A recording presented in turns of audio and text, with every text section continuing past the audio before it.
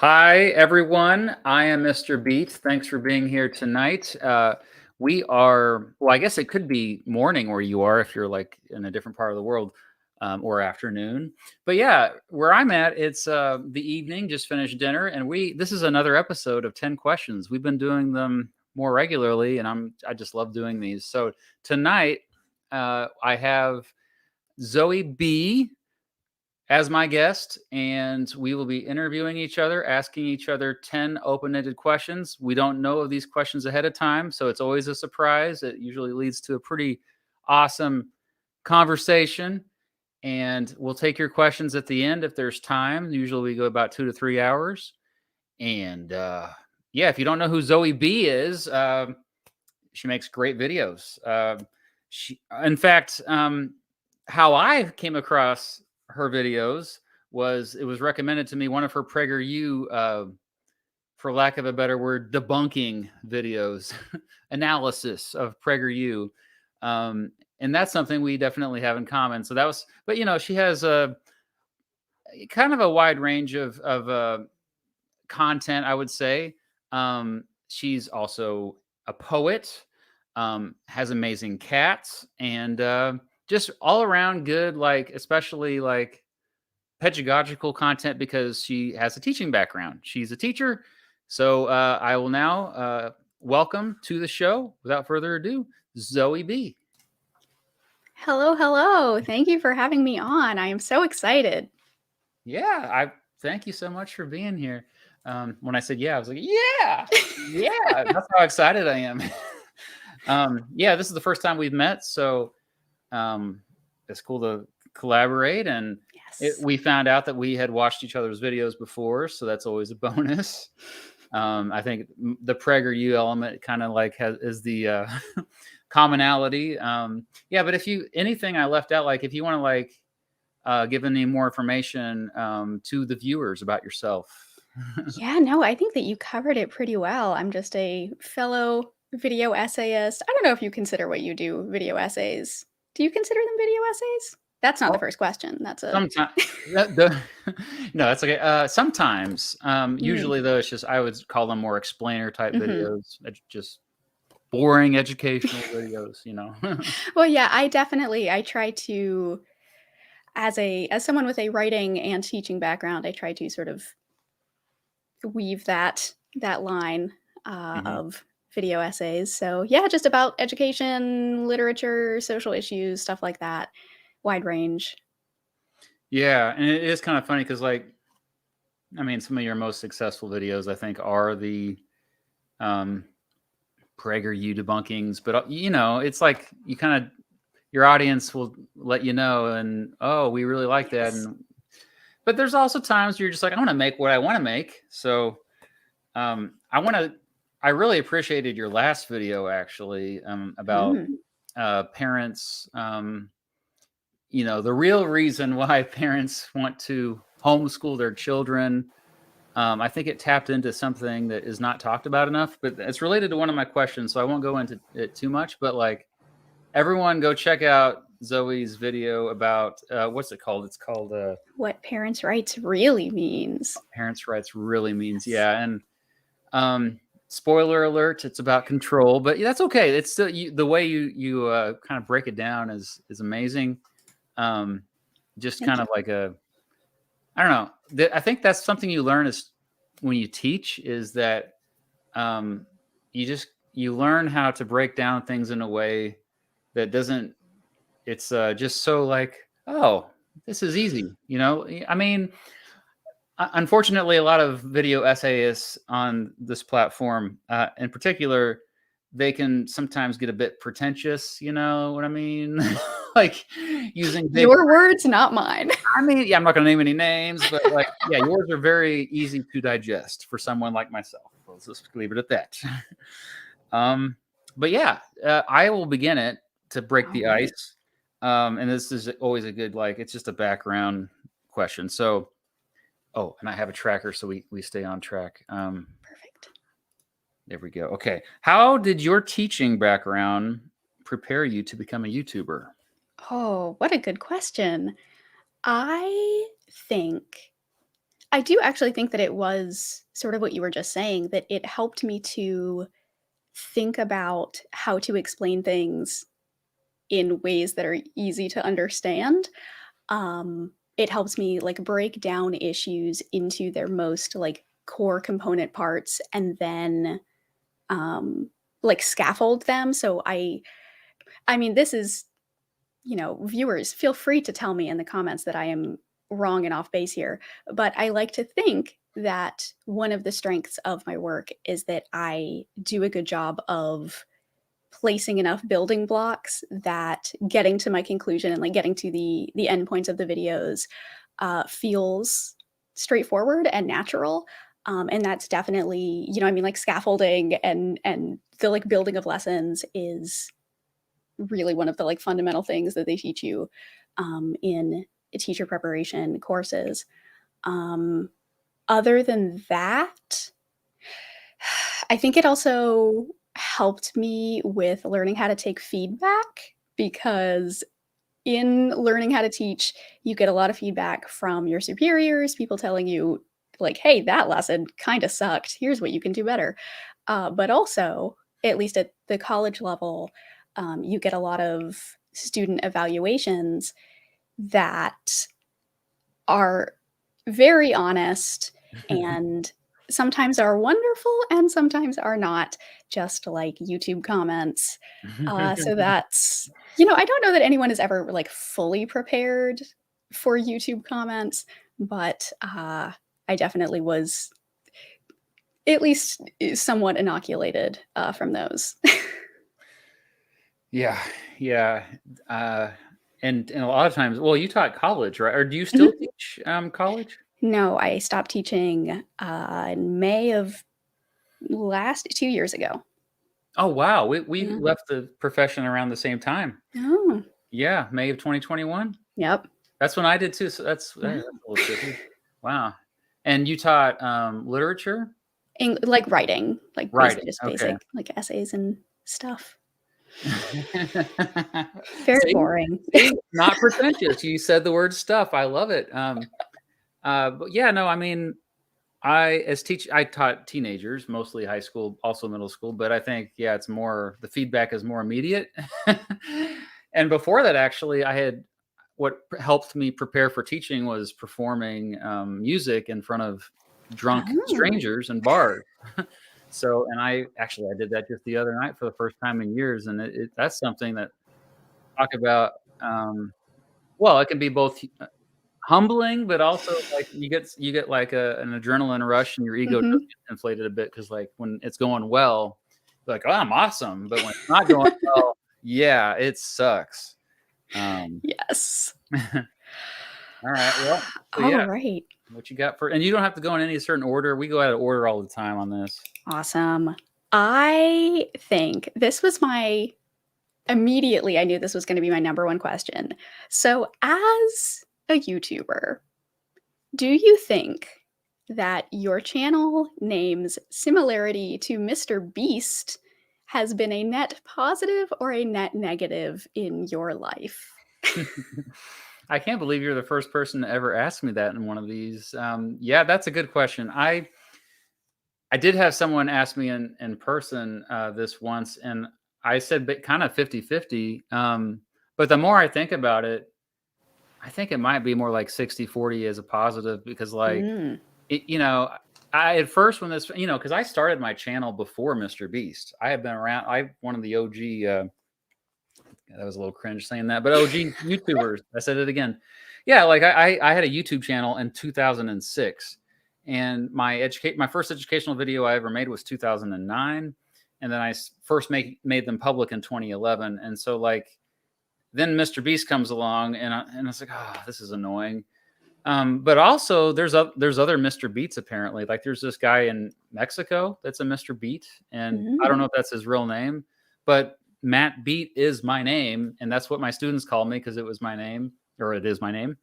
And so I kind of just, like, so many people accidentally type in Mr. Beat when they search on not only YouTube but Google, and it has helped me because I've actually had comments where people say, "Hey, I was looking for Mr. Beast, but stumbled upon you accidentally, and I stuck around. I enjoy the content, so Nice. yeah, it worked out. So I do. I've heard that feedback, and I can't really complain. So That is genuinely really surprising to me. I would find it so irritating. sometimes it is. Well, what's more irritating to me is the so-called. I've heard other YouTubers call it this, Mr. Beastification of this site Right. of YouTube in particular, because there's a certain style he has to just. It's all about attention, Mhm. and you and I, we do not have that style. We have like a laid back, like okay, and um, so yeah, like that's annoying. And even like I was talking in the last episode of this with Mr. Heimler of Heimler's History. He's like me, does history content. He he found himself doing a lot of what Mr. Beast does, and it's he's trying to capture the attention of high schoolers, and he's like, well, it works, um, and I was talking about like how I've been kind of resistant to that, but over time, it's one of those things. It's I think my stuff's an acquired taste. Somebody who watches it for the first time is going to be maybe like, who the heck is this guy? Um, do you like? Yeah, do you like? What are your comments like from people who have never watched your stuff before? Who you could tell is like a 12-year-old, like, or, I I don't know. I mean, I get a lot of like nice, like I don't know who this woman is, but I want her to be my teacher. I guess I give off like vibes um that teacherly are, vibes. yeah, and very like a lot of comments about my voice. People tend to find my voice very pleasing to listen to, but also I guess I have developed somewhat of a vocal fry as well, which I'm very self-conscious of now that people have pointed it out. But yeah, not a lot of first timers talking about like the style, I guess, or the content. Mostly just like good vibes or bad vibes. Yeah, that's good. Well, bef- before we go to the second question, I guess I got a super chat, so I might as well throw this on there. Thank you so much, YouTube Copy, and because they're at work, they have to. I guess we can go ahead and answer this now. What is the best slash weirdest experience you've had as a teacher? I might make you go first because I need to. I've had less experiences, so there's fewer to pick from, which makes it harder. Oh yeah, no, it's that's a two different distinct categories there, but I would say I loved anytime like I can incorporate music into the classroom. I would sometimes bust out my guitar or my keyboard and start singing, and the students like they never would have admitted it at the time, but I think usually they appreciated the fact that I was trying to do something different, and um, those are kind of the best experiences. The weirdest, I mean, every day. That's one of the cool things I think about the profession is you just don't know what you're gonna get every day. Every day is a little weirder. No day is the same. I don't know. I think my best experience was it was actually before I started teaching like officially in the classroom. I was working at this like after school or like over the summer like non-traditional sort of school situation. And I was working with these middle schoolers and the lesson that I had to do that day was about poetry and like reading and analyzing poetry. And of course, I was working with like 11, 12-year-old boys who are not really known for their love of poetry. And so I was really struggling to like get this one kid to get it, and I ended up having to like sit down with him and like break it down literally like word by word and think about like, okay, so, what is this word? Like, what is the image that this is evoking? And how, like, what does that image make you feel? How do you think that the poet may have been using that, etc.? And at the end of the lesson, I mean, this was like 20 to 30 minutes straight of word by word. At the end of it, this boy just looked at me and was like, oh, wow. And it was like seeing that light bulb moment in Yeah, this boy of like, holy cow, like he understands this. And like he may or may not, it might not have stuck or whatever, but just seeing that in the moment of him appreciating what this poem meant was just like, wow. yeah, that's what it's all about. Yeah, we even if it wasn't like a genuine thing, the fact that he showed it, that's Mhm. that's pretty Yes. meaningful. Cool. I oh, thank you also, J. Brian Anderson. Just yeah, I guess I have to ask my poetry question here. So yeah, you end your videos with poems. You're a Mhm. poet yourself. Do you end your videos with your poems at all? Yes, Okay, because they are always my poems. wow, you just blew my mind because the way that you frame it doesn't seem that way. It's like, oh, here's a poem that I picked. So those are yours. Well, Yeah. okay, then they're really good. Thank you. Now, but that said, I over time have grown to appreciate poetry as you know. When I was younger, I admit I was one of those typical boys that like, you know, poetry is so lame. Yeah. And so my question is, this is so related to what you just said. So I was kind of laughing earlier. How would you convince 18-year-old me that poetry is cool? So, I think the standard boring answer to this would be to use song lyrics, and that's something that is very popular in the internet, is like, "Well, poetry is just song lyrics, you can just use song lyrics to convince kids that it's cool." I disagree with that, and that is sort of a hot take when it in the some of the circles, that I'm in, but song lyrics and poetry are not the same. Some song lyrics are poetic. I would say a lot of the work of Alt J is very poetic. The Decemberists are very poetic, Oh yeah, which, believe it or not, like the lead singer of the Decemberists has a degree in creative writing. Which, who would have thought? I knew that. I saw the Oh, Decemberists very live in cool. 2004, by the way, Oh, New are they York good City. One of the live? best, oh, amazing! It was one of the best shows I ever saw. Yeah, Damn. that shows how old I am So, now. yeah. Um, so I think what I would do instead is find poetry that is, uh, like, new. I wouldn't use, like, Shakespeare, though, I mean, you could use Shakespeare. Actually, now that I say that, I would use Shakespeare. I would use his sonnet, "My lover's hair is nothing like the sun," because it's literally like, "Hey, my girlfriend is ugly and I don't care. I still really like her." Um, which is very funny, And um, relevant. and I mean, relevant. not for me. I'm just saying, Mrs. B. I didn't mean like, you know what I mean. Like, okay, I, you know what I mean, right? I'm just trying to like, you know.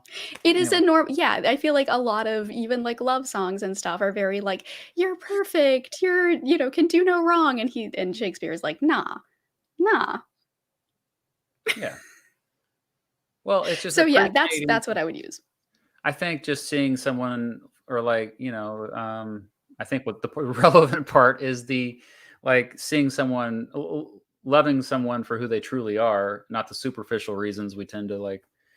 Um, Exactly.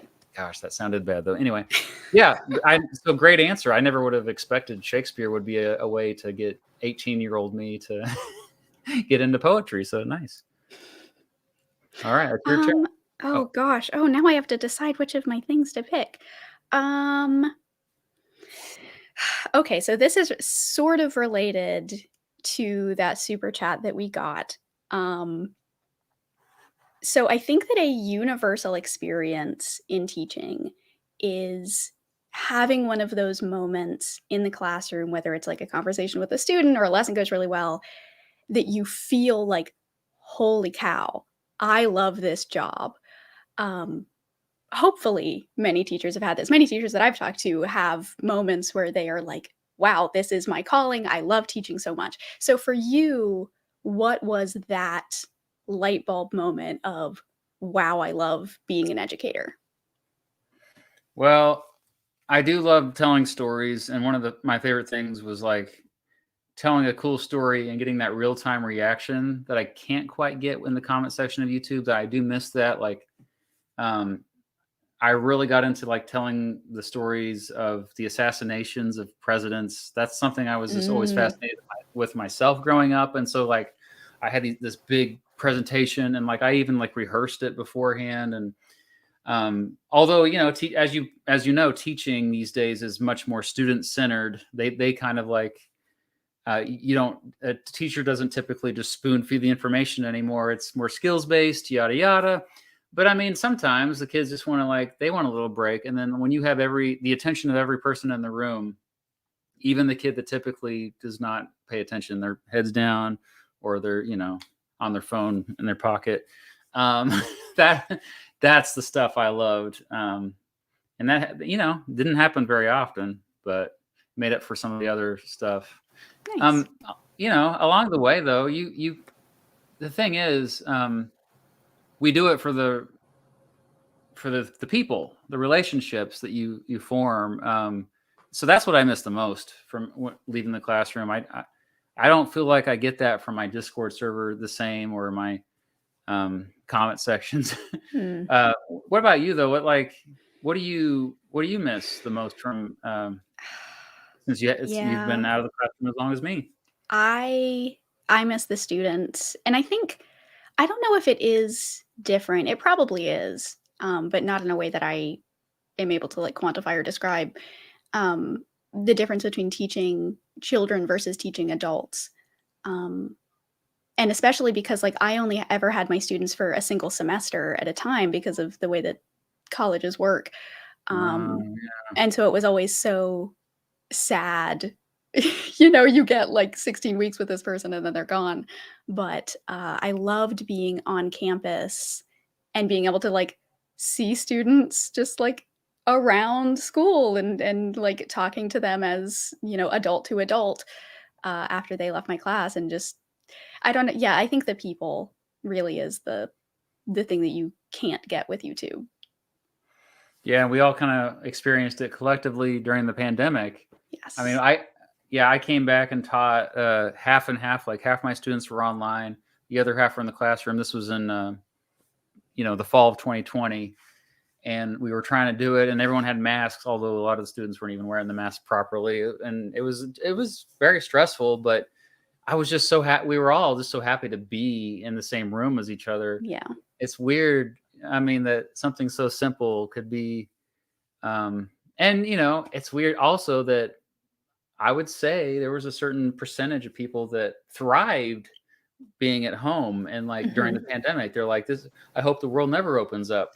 And so I think that also we all became more aware of that. Like, hey, not everybody's social.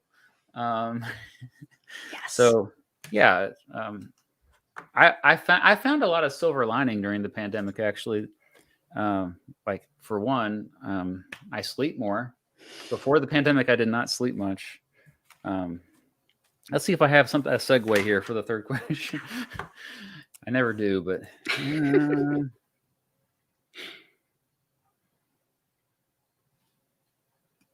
yeah, there's not one. So I'll just switch gears. Okay. Um, okay. I've said this before in a live stream, and actually, I think in one of my videos, where I say I don't have an agenda for my viewer other than just I want you to learn. And I feel like when I say that, a bit of like a fraud.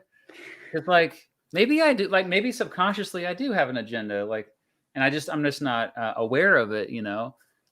So do you think about that? Like, my actual question is, what is your agenda for your videos? Oh gosh. Um, hmm. I think my agenda is to get people to ask questions. Mm, I think what I try to do is not necessarily like give people answers to questions, but to show them, because like people don't know what they don't know, right? And so they need to be made aware of, big structures, big issues, etc. Um, so that they can then start asking questions about them. Like, oh, I wonder why some of these things work the way they do. I wonder, and a lot of the way that I try to frame it is around language, because I'm, a writing teacher. So everything is language, and everything is like, okay, so why, like when people say parents' rights, what do they actually mean? Let's investigate that. Let's ask some questions rhetorically about the language that people are using. And like I did a video, I'm just looking back through my uploads, I did a video about like conservative poetry. And it's like, okay, let's ask some questions about why we think that these conservatives wrote this poetry in this way. So I would say that I think asking questions, and also very stereotypical answer, but like learning how to be kind. I think kindness and curiosity are like the two agendas, my nefarious agendas. Yeah. Yeah. No, spreading empathy. I mean, I've said that before, and people are like, "Oh, that's cheesy," but I mean, it's true. And if we spread empathy, that's going to make it more likely that our species survives. And so I think ultimately Yes. that's more of the realistic, I think, greedy incentive. Like, hey, I want us all to be around in a few generations at least. Yeah, no, you had a really good answer though. I mean, and maybe I have a better answer myself. Like, because I mean, we're trying to just get people I'm kind of just like, I don't want people too comfortable with their beliefs, their values. Like, that's the contrarian in me. I think that I'm always just questioning. Yeah, myself, like you said. Yeah. So I think I'm going to steal your answer for when someone asks me that in the Oh, future. good. What's I your allow it. Yeah. All right. So for my question number 3, what was the moment that you felt like you had made it as a YouTuber? And if you don't feel that, what would make you feel like you had made it? Yeah. I think I kind of felt that when I know this is kind of a lame answer, but my local my local press covered me. Like I was in Mm. I live in Lawrence. It's a town of about 100,000 people, just outside of Kansas City, and there's a magazine that profiled me, and the newspaper did a story on me and all this stuff, and I felt like, wow. And the fact that after that, I go around town and people will recognize me and say they enjoy my stuff. So I would say, yeah, like it's kind of ongoing since that started Mm. maybe 3 years ago or something. But I think I'm always hungry for more, as like I always want to have more of an impact, because I just feel like there's just so much wrong with the world, and all these problems need to be solved. And as long as there's problems, I'm just like, I guess I'm never satisfied. Mm. And so some people are purely like, I've had who was it? Professor Dave. I did an episode with this, and he kind of was like more candid about his response to something like he's like, we've got to pay the bills. So you're trying to make more money for Yeah. economic security. And to me, like, obviously that's part of it. That kind of drives you as well, because you want to make sure that you can pay the bills. But at the same time, also, like, at the end of the day, you're still going to feel pretty empty. I think it's about you're a cause, a greater Mhm. cause, a mission, a purpose. And yeah, that sounds cheesy as well, but yeah, we all have. Yeah, it's like, what is your purpose? And then that brings happiness when you find your purpose in a Mhm. community in particular. So Would you believe that I have still never been recognized in public? I'm that dreading it. I'm dreading the moment it happens. oh yeah, well, that's surprising. Yeah, I want to see, like, with me, a lot of people know that I live here, and Mm. so maybe if you, like, you're you keep it on the DL where you live, because otherwise, I bet you, like, because I bet you people have come across you and they're like, oh, they look familiar. They look very where do I know them from? Or people were just too intimidated to come up to you, because I mean, Am you're I in a intimidating? well, I don't think so, but like, yeah, like, I mean, you have over what, 250,000 now or something? 272 is Yeah, what the number says. surely somebody has come across you, because I think I was at 100,000 when I got the first person that recognized me, and Hmm. so no, it's Well, gonna I'm happen. terrified of it. Why are you terrified of it though? I'm I don't know how I'm gonna react, and I just don't really like being like what I feel like now if I say this, people will never come up to me, but I don't like being talked to in public. I'm there to like do what I Um, need to do and get home. yeah, yeah. I've had people at the gym come up to me like when I'm in the middle Mm, of like grunting and stuff, but they're still respectful. They wait till I'm done with my set, then they come up to me. But yeah, like honestly, I love talking to people that watch my stuff. It's like talking mm, to myself. That's very conceited, I know, but like because well, they have the same interests. mhm. Yeah, like like oh, you like because I can't talk about this stuff with everyone. Yeah. We all that's our niche that we're all a part of. Yes. All right. Oh, I better get these super chats because people. Thank you so much, Jerry Ford. Would Ulysses Grant have won a third term in 1880? No, he would not. He was not popular enough. That's why I dropped out of the race. Well, still alive. Good to see you. And good to see that you're still alive. That was a dark joke. Sorry. Are either of you two familiar with Howard Zinn's A People's History of the U.S.? Is it an accurate book, or are you?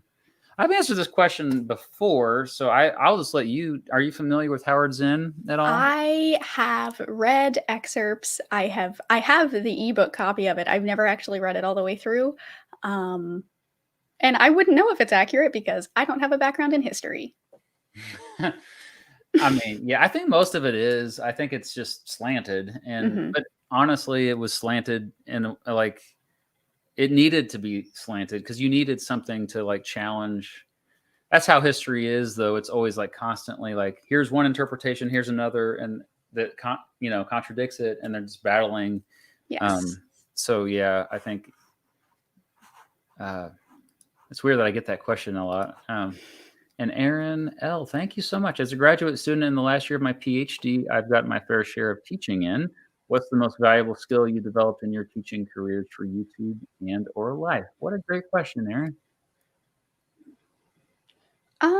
I think I mean, this is sort of, I guess, similar to the answer to my answer to the first question that I think explaining things well, breaking things down, making sure that I have an understanding of where people are coming from so that I can meet them there to then explain things further. That's a big one. Yeah, for me also, I agree, but also like being adaptable, being able to like, Mm, because things are always going to go yes. wrong. They're not going to go as you planned. And laid back, kind of, and someone who like an underrated skill I think teachers need to have to survive in the profession is you have to be able to get along with, or at least tolerate all personality types, and kind of see the Yes. good in everyone too. The good is in there. Sometimes you have to dig a little deep, but it's there. All right. So next up, we're just going to dive into the PragerU questions. I think, as we said earlier, both that's one of our commonalities is we have videos kind of debunking or analyzing PragerU videos. I mean, the vast what's crazy is the vast majority of PragerU videos are harmless in my opinion. Like they're Mm. but the few ones that are horrible just kind of yeah they and so you just have to specifically call those out. So my question is, what do you think about the value of exposing who donates to PragerU? Because what I recently found out is that they, in recent years, have gotten $65 million worth of donations. And I did the math: 100,000 people approximately is who donated all that. That's $650 per person. To me, that's a red flag saying, "Hey, we probably had a few millionaires in there." And so Well, it's go ahead, yeah. so there because one of the hazards of the job, as I like to call it, is that I have signed up for all of their like email alerts, text notifications, because I need to be aware of, when new stuff drops just in case it's terrible.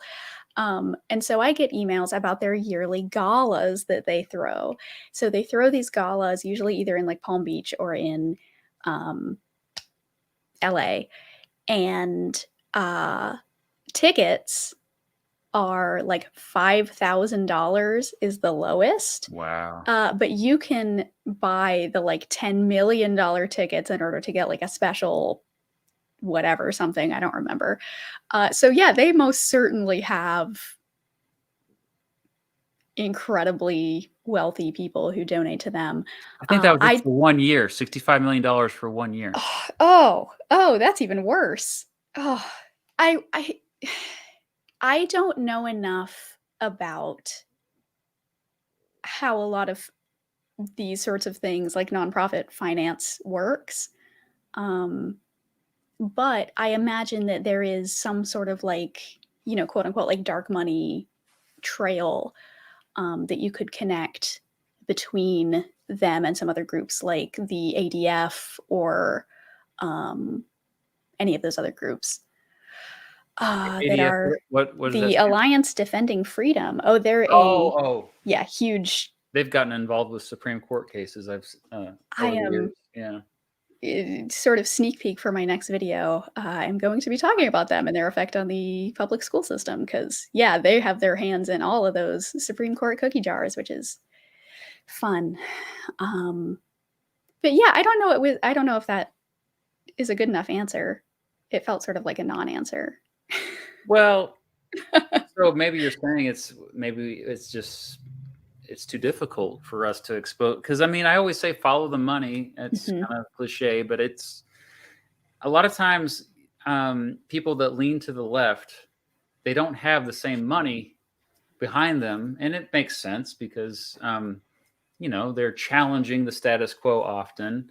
So I just wonder if more people realized even fundamentally, like, hey, incentives matter, and maybe the ones who are on this, promoting these certain right wing talking points, maybe they don't have your interests in mind. Maybe they have Yeah. their interests in mind. Yeah, like the Wilkes brothers famously donated Mhm. lots of money to both PragerU and Daily Wire.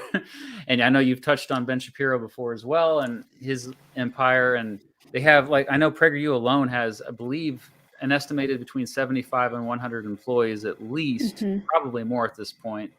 But what's crazy though is I just looked it up. Their subscriber count has not really gone up the past year. Mm, Their videos, like, they don't that's really get as much as interesting. you think. Yeah, so I think that's you know, I think you and I deserve a little bit of credit for that because, like, they don't have the reputation they once had. Just pat ourselves on the back there. Yeah. So anyway, I'm trying to think. I do have at least one, oh, that was fourth. two PragerU questions. Well, so yeah, this one is related. So, why do you think that there is no sort of like left leaning version of PragerU? And I know you mentioned money, but is there any other reason for that? And if there were a left leaning version of PragerU, what do you think that it would look like? How do you think that it would manifest? Yeah. I mean, technically, a lot of people said that the Gravel Institute was supposed to be the left version of PragerU, and Gravel Institute. Are you familiar with it? I remember seeing them like a couple years ago, but they sort of fell off the map for They did. me at They least. haven't posted it in probably at least a year. I checked on Mm, it the other day because their style is similar to PragerU. They have like the very similar graphics and stuff, and they have like a rotation of you know authors and politicians and stuff. Maybe the latest channel I think that's similar is there's a channel called More Perfect Union. I think and they're more blue collar issues like more labor rights. But I mean that's the thing though. It's not like PragerU's like they cover it all. Like it's not just the the wedge issues that we typically think like transgender and abortion, all this. Like it's they have a video. Well, you already. I'm preaching to the choir here, but for the audience, yeah, like they've covered every possible like social sciences topic you can imagine. There's nothing like that on the left side, and if they did have something like that, I feel like there. I just don't know if it would work. I can't really, I can't really explain why though. I mean, do you think it could even work? well, Yeah, because I wonder, I know that um, Innuendo Studios has put out some like short sort of explainer videos in a, it's like sort of like hand drawn, cartoony sort of style. Um, and I think it was him. It was either him or an H Bomber Guy video. I don't remember. But there was someone who I was watching a video a couple years ago, and they were talking about how one of the issues with like debunking PragerU or, well, with debunking PragerU is that the amount of like lies per minute is so high. And the thing about, unless you were okay with just lying all the time, it's hard to make the volume of content at the speed at which they make it unless you're okay with just lying all the time. It's a lot easier to make stuff when you don't care if it's accurate or if you have a like very clear slant to it all. Um, and so I think that might be, though I don't know, that does sort of feel like a cliche, like it's because we have integrity and they don't. And I think that's a little, not necessarily 100% accurate, but um Yeah, there are definitely people on the left end that, at the very least, stretch the truth, and especially the talk show hosts, like yes. the hyperbolic language usually is like the Republicans are all fascists, all that type of stuff. I'm like, dude, you're no, like, look up what fascism means. But I mean, yeah, I think stylistically, I think that there's some people commenting actually, like, what about there's a channel called Yeah, Innuendo Innuendo Studios, Studios. yeah, Yeah. alt right playbook.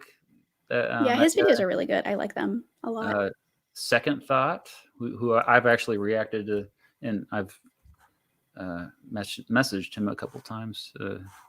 Yeah, I don't know. Yeah, it's one of those things too that, like, I think there are those on the left who are willing to lie, but maybe I don't know.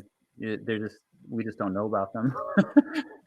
I do really quick want to uh, issue a correction. I just looked up the ticket prices for the PragerU Gala. The Oh, general admission ticket, I'm sorry, is not $5,000. It's only $1,500. oh, big difference. Yeah, And yeah. the Oh, I can angel afford that. sponsorship, the angel sponsorship that you have to like private message them about doing is $1 million. So they cap it theoretically at $1 million.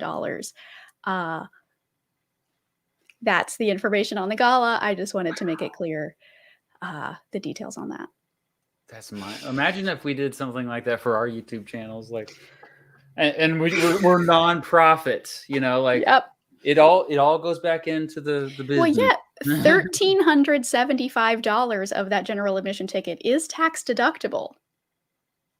See, that's a whole new topic that I'm have problems with. But yeah, well, I do have, my next question is also PragerU, so I might as well ask it. I noticed that a lot of the success of our videos and others who have criticized PragerU have actually come from folks already biased against PragerU, if you know what I mean. Like, so I mean, it's kind of the old problem of, like, people are going to watch if they kind of already at least somewhat agree with you. And so Yes. my question is, how do we reach fans of PragerU, like legit fans? That's a good question that I wish I knew the answer to.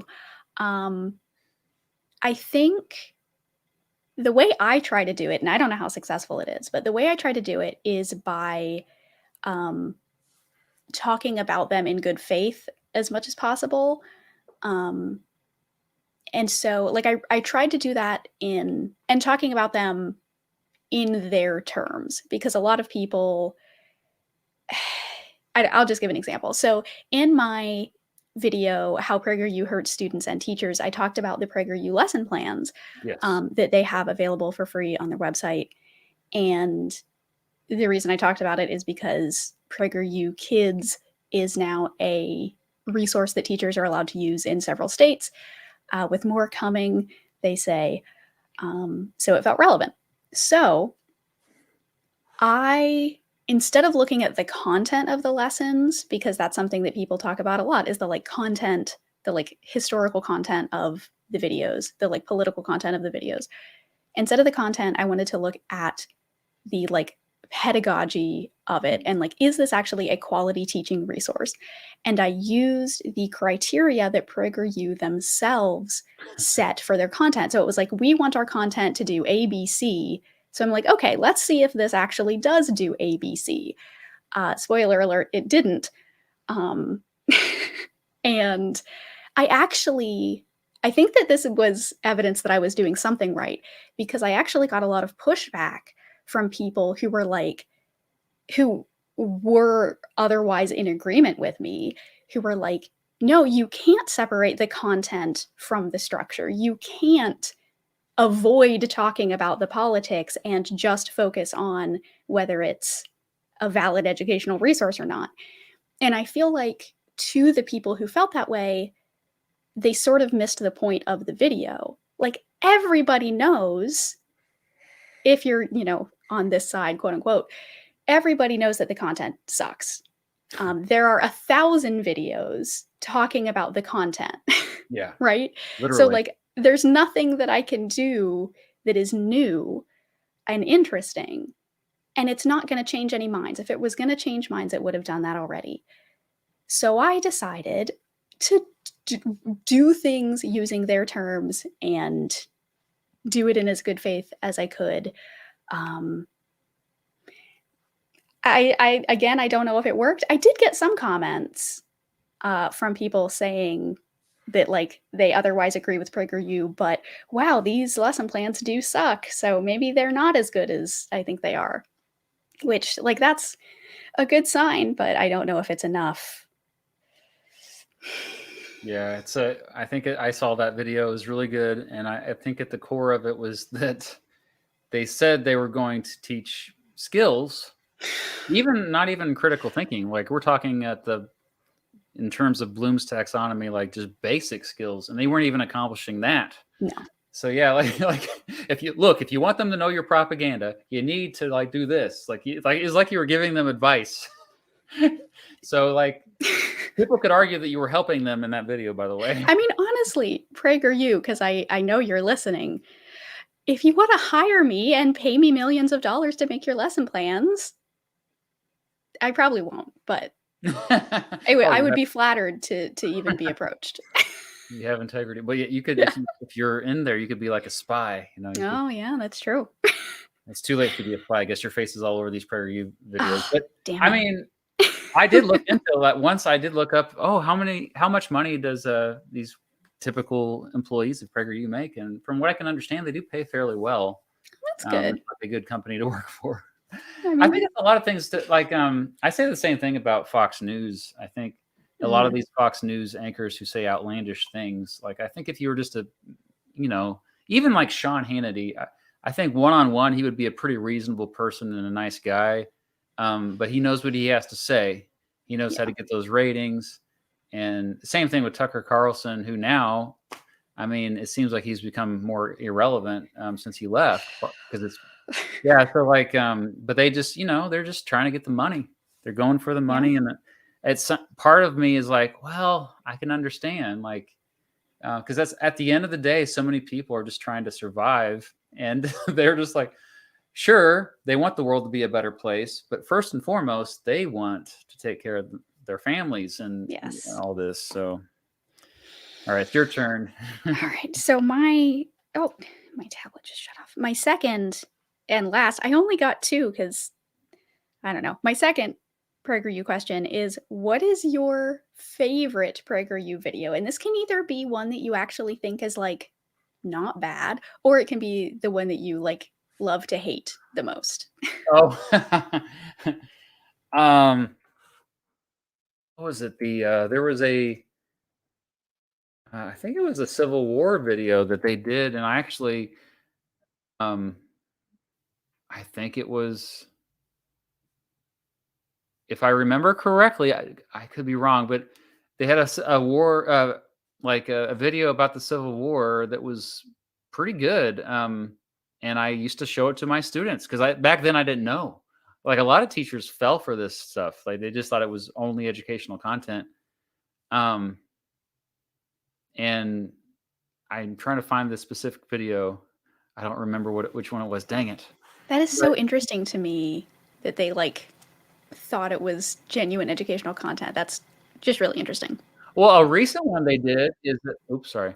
The recent one they did that was I reacted to on Twitch was it. Because I do this every Monday. I just a lot of times I end up reacting to a PragerU video. But they had one about it was for kids, and it was just about voting. And I was like, there's actually nothing wrong with this video. I wouldn't mind, my own students seeing this.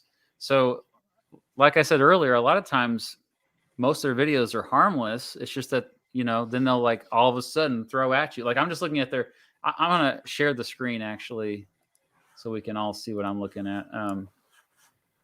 Because most of the content is fairly benign until boom, all of a sudden, like, okay.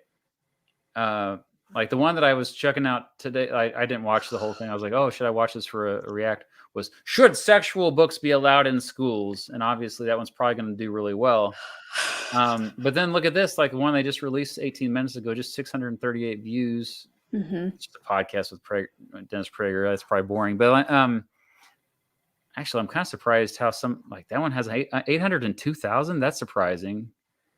Yeah. Reviews, but very odd. Oh, okay. Like here's one about anxiety, and I think I haven't watched it, but there's a legit. This appears to be a legit doctor talking about anxiety. I'm sure that's a harmless video. They're trying to say, hey, here's or maybe they're saying, hey, they're downplaying anxiety. I don't know, but they do have videos. Well, They have videos that sometimes are just okay. Investing in bonds, like here's how to invest your money smartly. And then they just throw this at you. Sex is binary. But right after that, they have a video. See, that has 1.1 million views. Of course it does. But then the video before that was, what is an economy? Just a basic 101, like 10,000 views. Can I ask a little follow-up question? Yeah. I don't think it counts as a full question, but do you think that they are using the more like unobjectionable videos as a sort of like Trojan horse to be like, look, we're like totally normal, as a way to like bring in the more radical ones? Absolutely. Okay. I think there's no doubt. I mean, would you agree with that? I mean, I think so. I worry. I try to keep myself not like conspiratorial, and so I try to give people the benefit of the doubt. I'm not going to give PragerU the benefit of the doubt because they have enough stuff, but like I just wasn't sure, I guess, how like explicit that goal is to them, like whether that is just a side effect or whether that is like the full goal. Oh, I mean, I don't think it's the full goal, but I think it's definitely part. Like they want to be seen. I mean, the fact that they call themselves a university, I think is pretty revealing, because they're not like the definition of a university is not what they are. No. They even say like at the bottom of every video and at the bottom of their website, PragerU is not an accredited university. And they only did that after all the complaints. That was something that later, I've had people say the same thing about my content. They said, because I mostly have explainer videos, but then occasionally I'll have a video where I say, hey guys, this is my opinion, so you don't have to agree with me. Let me know what you think, particularly on the Electoral College. I'm very strong with my opinion about the Electoral College being bad. And they're like, oh, this is your agenda. And but the thing is, it's not. It really isn't. Because I swear, like, most of my opinions are actually kind of boring. Seriously, like, you know how they do those polls? Pew Research does polls on like, where do you stand on this political issue? And I'm always with the majority, like almost always.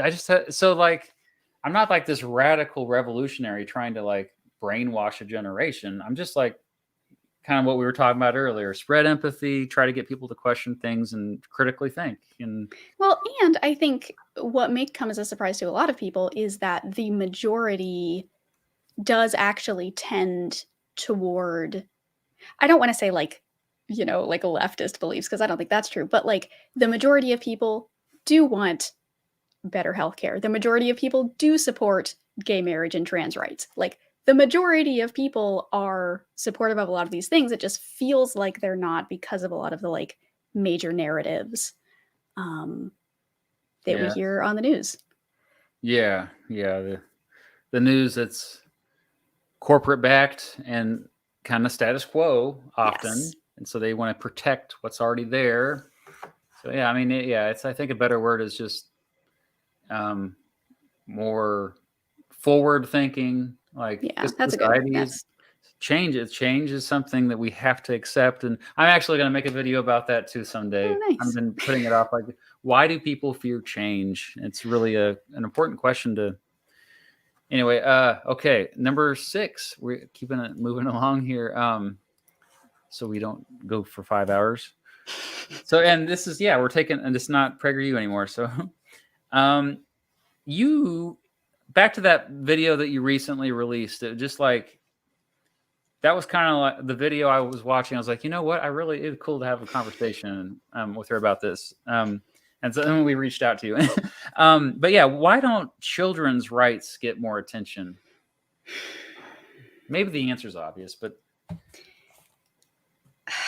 I think that people tend to have a very reductive and like bioessentialist view of humans and how humans work, and they see children as not able to make their own decisions. Um, and I would say that the way that people view rights is also part of the issue, because, of course, one of the comments that I got a lot, or type of comments that I got a lot on that video was like, oh, so you're saying that we should like allow 3-year-olds to just smoke and drink all the time. It's like, okay, what part of my video do you think that was what I was arguing? slippery slope fallacy. Yeah. Yeah. And so it's this idea that by giving children more autonomy and by giving them more control and say over their own lives and their own humanity, that suddenly means you're just releasing the floodgates and allowing them to do whatever they want. But really, it's more about,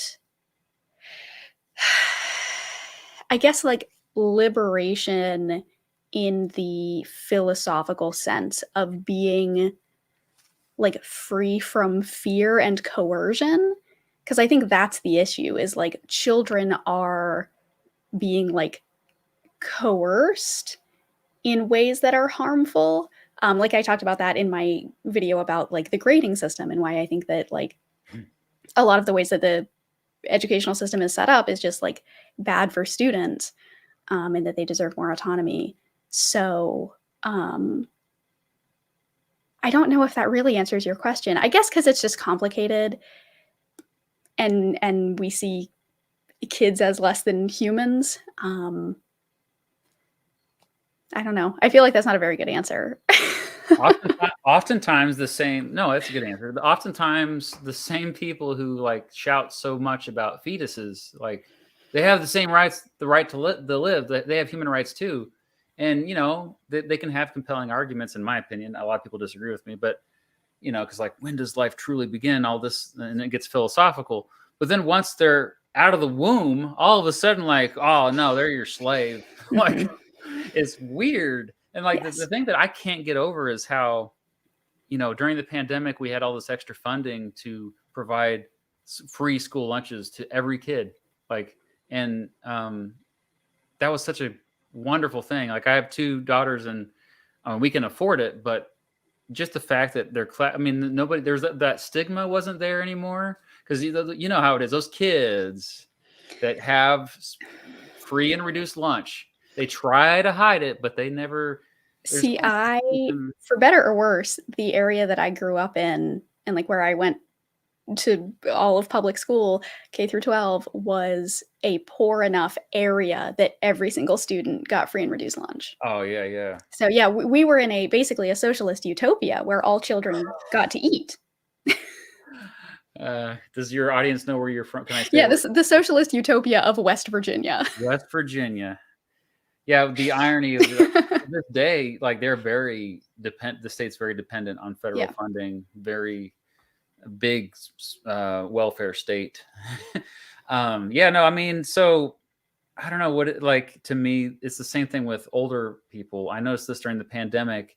Like there's a certain age that people get where all of a sudden like society's like doesn't value them as much because they're old and I guess they can't get down up and down the stairs very quickly anymore. Because like COVID, this is something I think a lot of people don't talk about, but COVID COVID-19 was mostly an old person's disease. Like the people that died were old people mostly, and to me, like I saw like a lot of younger people that just didn't care. Like, Yeah. oh, they're old anyway. I'm like, no, like um, the Spanish flu that happened 100 years prior was mostly younger people that died, and I think Mm. it's hard to compare the two pandemics. Also, it killed a lot more people as well, and there was never a vaccine, and that's why like so many older people have survived because of vaccines. I just feel like nursing homes were so sad, like, Yeah. and I feel like they were treated like second class citizens. And I like that. I'll hold off on my next question that's related to this, but I just feel the two groups that are still, well, I mean, transgender as well, which is they're finally starting to get a little bit more rights, and then there's the reactionary period that we're living through, backlash. But I think there, even when we hopefully make progress on that, there's I still think children just don't have the same rights as adults that they should. And it Yeah. doesn't mean, yeah, like you said, it doesn't mean they get to do whatever they want. Yeah. Yeah, Just like like adults don't get to do whatever they want. yeah, yeah, hello. And also, but also senior citizens, or for lack of a better way to put it, but Yeah, I think like elders, and also, I mean, I want to make sure not to leave out like the giant group of disabled people who like oh yeah, also the amount of rights, because I don't know how much you've researched into like disability rights and disability like social justice issues, but there are a lot of rights that they just do not have.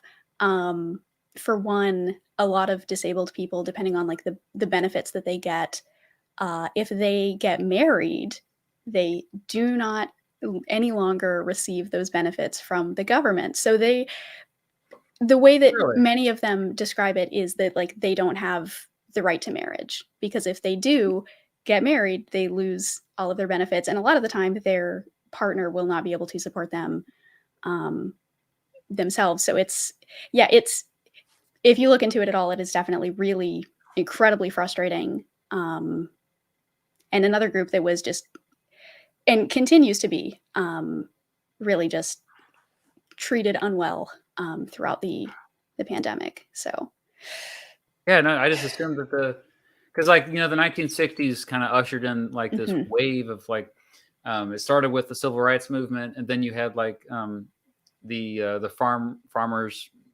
Hispanic Latino movement out west, and then you had like the first time you had uh, homosexual rights being even talked about, 60s and 70s.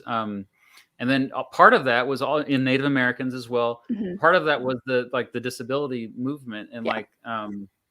it kind of culminated with uh, in the 90s with the disabilities American with Disabilities ADA. Act, Yeah. and a lot of people just think that the story ended there. Like, oh, they now Yeah. have It's so fine. like what You you have just to have wheelchair ramps, and so it's yeah, it's all good. it's all good, right? Yeah. So I think what you just told me actually is I kind of am embarrassed to think I didn't even realize that. So I need to research that more. Yeah, it's a whole can of worms, as are many issues, I think, the further you look into Yeah. them. All right. Well, it's your turn, I think. Oh gosh, I wasn't even thinking about questions. Okay. So I guess let's see. Let's try and maybe bring it up a little bit. What is a moment in United States or world history that you would love to witness or be there for?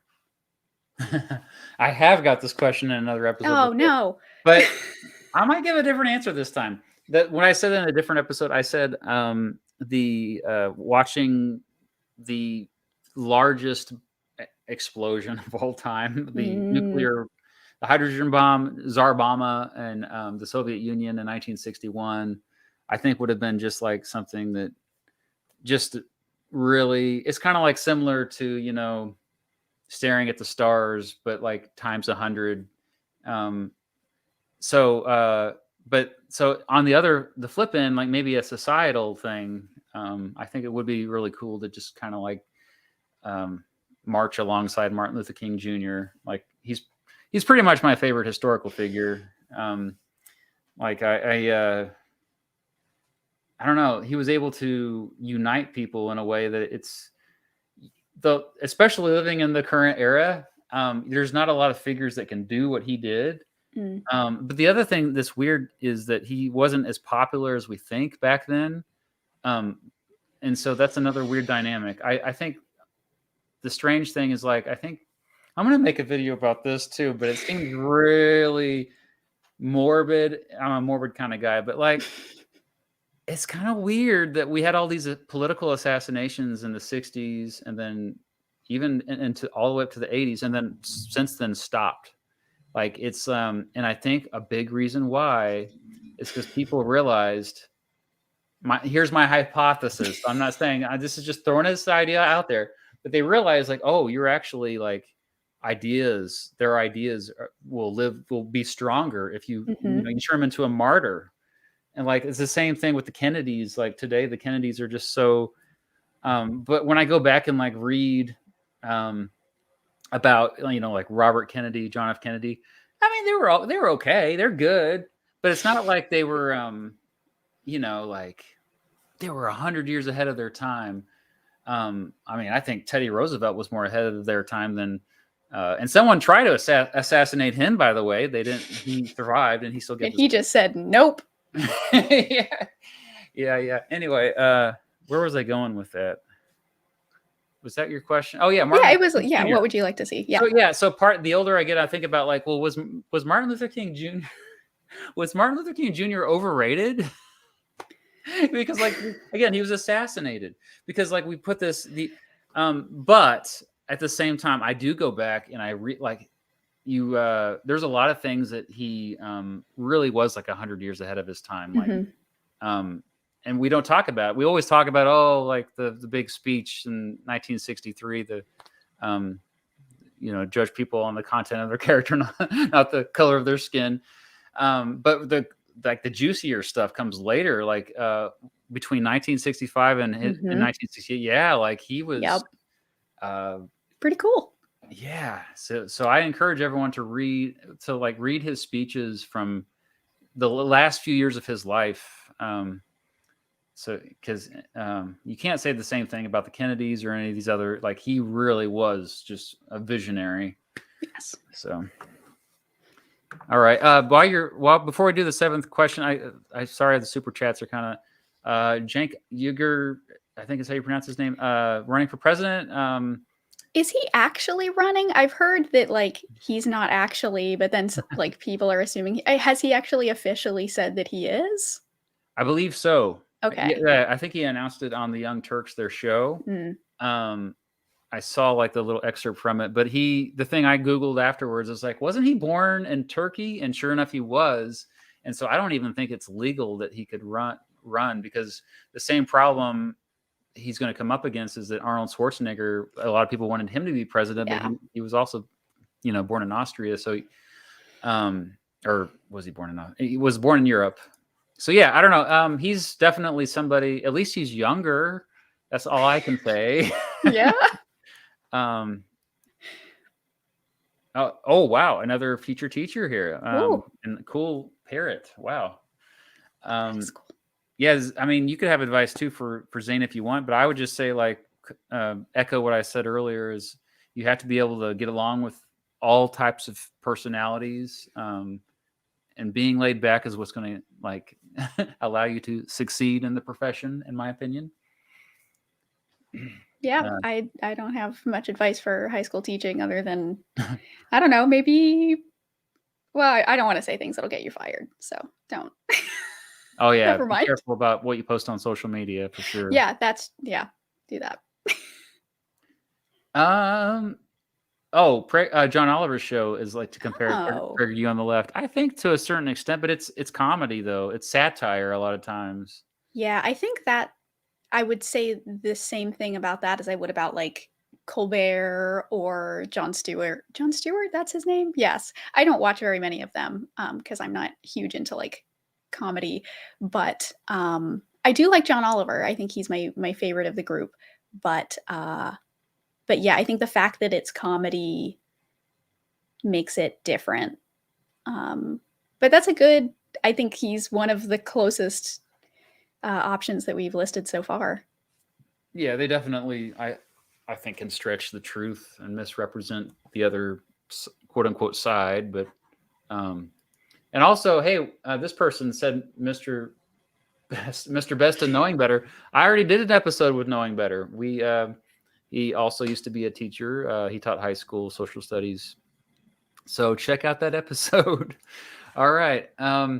So my seventh question for you is, uh, related to the last question. I kind of fear that. Well, I won't say what I feel on this, but I'll wait till you answer first. Okay. Um, will there always be marginalized groups? So we talked about older people and children today, people with disabilities. I think, and I feel like this is maybe where my lack of formal study of history and politics will maybe bite me in the ass. But um, I believe, and this feels a little spicy too. It's fine. I believe that capitalism requires a marginalized class. So as long as there is capitalism, there will always be a marginalized class. Um, but I think that I think it's sort of like an asymptote, if you're familiar with the graph that will constantly get closer and closer and closer to a line, but it will never actually touch it. I think that we can always do better and we will always continue to do better, but I don't know that things will ever be like 100% perfect just because humans aren't 100% perfect. But I think as a system, like systemically, I think that we can always do better and will theoretically um, continue to do better as long as people keep fighting for it, which they will. Maybe that's a little too optimistic. I don't know. No, I agree with you. I would say, yeah, I'm maybe a bit more cynical, I guess, in the fact that as long as it's just humans, like we don't have any aid from artificial intelligence, kind of helping run things. Because I think at a certain point we might have to make that decision as a species. Like, do we want to just let AI kind of handle certain things because we can't do it ourselves? But until that point, I do think there will always be, it's our tribal instincts for the first 200,000 years of, um, even longer than that, arguably, of our existence as a species. We've been in small tribes, and it's even, the whole Dunbar's number thing. We can only handle so many friends, so many people in our circle, and then like if it's larger, like who's that? Who is? I don't know if I like that person. Like, and yeah, so there will find differences. Whether like it doesn't matter how superficial it is. I mean, today, last 500 years, it's been skin color a lot or religion. Um, and who knows what else that there could be that we could like, oh, I'm going to discriminate this group based on this superficial characteristic. I always brought this example up to my students when teaching it, like, oh, what if and actually this was something that a great teacher, I can't remember her name, but she used to do this example for many years and kind of told other teachers like, hey, this is something I do in my classroom. But like eye color, something like eye color, we never think of discrimination based on pure just your eye color.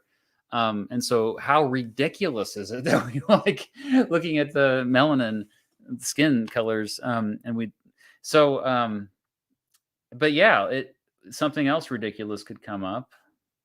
sadly, and we're just like, yeah, you're Yes. more optimistic than I am. I tend to be very optimistic. I think it's a flaw of mine. People consider it a No, flaw. I don't know that I consider it a flaw. it's wonderful. It's refreshing, especially on YouTube. Yes. Uh, Um, your turn.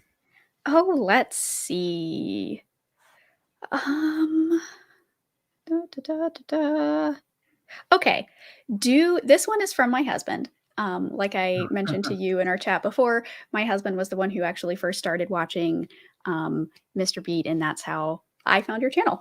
So Awesome. this one is from him. Shout out to him, Mr. B. Do you think that biopics or like dramatized history, so think something like Dunkirk or even like Hamilton, do you think that those are good for teaching history or bad for teaching history? And why? I think more good. Um, Obviously, there are problems with most of the time. It's just historical inaccuracies, and you have channels that, fortunately, on YouTube actually, like Cynical Historian and what's the other one that's really big? They go through the historical inaccuracies. Um, but yeah, like I think overall though, like we just want more and more people interested in history. And Mhm. like Hamilton in particular, I'm not a big fan of musicals, but I truly appreciate that musical so much. I mean, it brought so many people into history that I think otherwise would not have been Mhm. into it. And So I it's like worth it for the historical inaccuracies because it gets so many people interested, right? exactly. I had so many APUSH students that told me that, hey, this is what first got me into it. And they memorized all the lyrics of it and everything. And yeah, and of course, war movies, the whole World War II, Civil War, a lot of times for young boys in particular, this is what first gets them into history.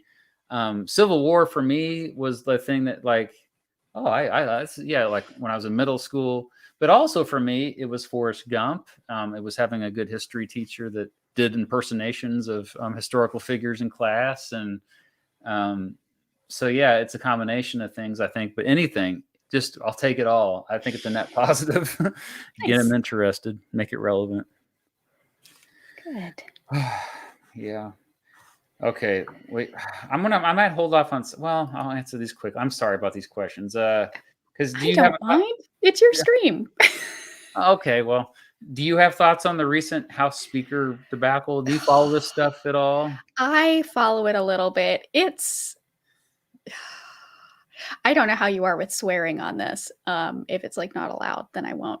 Oh, But I try to limit swearing. Yeah, weirdly, it's the teacher in me. it, yeah, I will say, yeah, it sucks. It's bad. It's a It's bad a word. mess. No. Yes. Yeah, no, it was. I think. Yeah, the way that they kind of have been handling themselves, but a lot of it has been behind closed doors, fortunately. And so, but to me, I'm always like the House of Representatives has always been kind of crazy. I mean, that was where we had a guy that there was a member of the House of Representatives that beat a member of the Senate with his cane almost to death right there That was on the my floor of the favorite thing that Senate. I learned in A-Push. Yeah, yeah, yeah. Charles Sumner was almost killed by a cane, and that was Preston Brooks. Preston Brooks was a congressman, and there's a lot of smaller districts that are not competitive. They'll get the crazy people in there, like the Marjorie Taylor Greens, and so we can't really. The vast majority of people in the House, in my opinion, are actually kind of they're boring normies that get stuff done. So even Republicans, I know a lot of you are biased against Republicans, but do you think educators, Aaron again? Oh, and thank you, Joe Mama. I had to say Joe Mama out loud. Do you think educators have a significant role in de-radicalizing future generations, or do you think media projects like PragerU have outpaced them? Ooh. I feel like those are two separate questions, but maybe they're not. So like, if it is like teachers versus PragerU, I don't know. That almost feels like it's a little too simplified because I think that PragerU tries to get teachers on their side, and I do think that there are a lot of teachers who are supportive of what PragerU does. Mhm. Um, so, like, yes, I think educators I don't de-radicalizing is just such an interesting word. I don't know. What do you think? Well, I mean, yeah, the thing I often try to do and still try to do with my videos, but also when I was in the classroom, is you want to make someone less confident in what they believe, even if you agree with them. Like I had students, I agreed with them pretty much in everything, but I would just always be the contrarian, play devil's advocate. And I think by doing that, you automatically de-radicalize because, like, you're making it less likely that they'll become nationalistic or Mhm. like stuck to an ideology. To me, that was one of the worst things when you had a 18-year-old kid that was like really ideological. Like, holy crap, that's not good. So I think that kind of answers that first part. The second part, I mean, the problem, yeah, we always have with the PragerU is like you have a 5-minute or 10-minute PragerU video, and then you have the debunking, which is like an hour and a half because it takes so long to go through all of their misrepresentations and inaccuracies and lies, and so yeah, that's exhausting. But I think over time, people are naturally curious, especially younger people, and so like they're not going to be just satisfied with that 10-minute PragerU video, and so I'm more optimistic with this one. I think also though one of the issues is that a lot of parents aren't necessarily aware of like what their kids are watching. Um, I know this was a big thing like several months to a year ago. Though it's sort of tapered off now, but the young kids, especially very young boys, like 7, 8-year-old boys, who were watching Andrew Tate and Andrew Tate videos, and so you have these, like elementary school, middle school boys who are repeating these incredibly misogynistic and just like gross, bad talking points. And people are just like, a lot of teachers are caught off guard. Like these kids just came back from the summer and they're suddenly saying all of these terrible things. And so it's hard, I think, to combat the media because it's the, attention economy and everything is trying to get kids' attention. So it's hard for sure.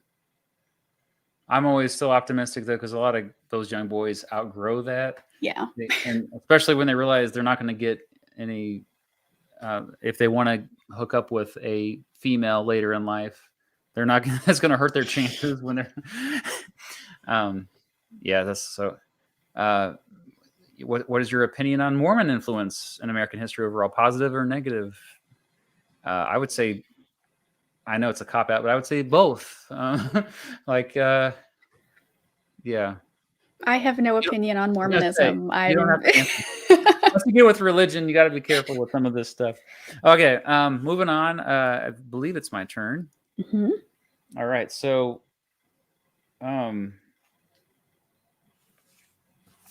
yeah, like this is a weird. I never done anything like this in a 10 questions, but my question is, can we like react to a PragerU video together in real time? I would love to. What a wonderful idea. Okay, I found, yeah, actually that was the video I was earlier like I was, oh crap, then I didn't want to give it away. But it's the book, yeah, let me put it on the screen. Is the should It's only 5 minutes long. That's why I was like, oh, this might be a good idea for that. The should sexual books be allowed in schools? Yeah, I have not. I actually like. I started watching it and was like, "This looks too dumb. I'm not gonna watch the whole thing." I'm so glad that I didn't. So real first time. Yes. Oh, I better put my headphones on. But yeah, like, so this is a video they just released, and it's, spicy topic. Should sexual books be allowed in schools? I have to like emotionally steel myself for this. Yeah, this is exciting though, because like, all right, well, we'll just jump right in. All right. What's up, guys? Aldo here with PragerU. There's been a nationwide conversation about banning I books don't like in public him. Will schools. is better. So today I came to Brentwood, California to ask people if we should ban books in public schools. I have some books here that have been banned in certain school districts around the country. Let's go see what people think about it. Well, what do you think about that? Do you think books should be banned in schools? Like just period? No. Oh yeah. I mean, I'm generally like against censorship as well. Like, so yeah. Why would you say never ban books in schools? I think part of it is students don't read the books in the library. I mean, they do read library books, but like they're not going to read every single book in the library, especially if it's not within their reading range. Like they're not going to do that. But also, if you try to ban the books, if you know anything about children and how children act, the moment you tell them they can't have something, they want it even more. So like it's really backfiring here. Yep, I agree with that. All right. Gavin Newsom actually just 2 weeks ago, he signed a bill into law that would prohibit schools from banning certain books, especially when it comes to race and LGBTQ issues, and it would fine schools if they tried to ban these books. So the question is, should we ban books in public schools? Absolutely, 100% no. No, I don't think anything should be banned.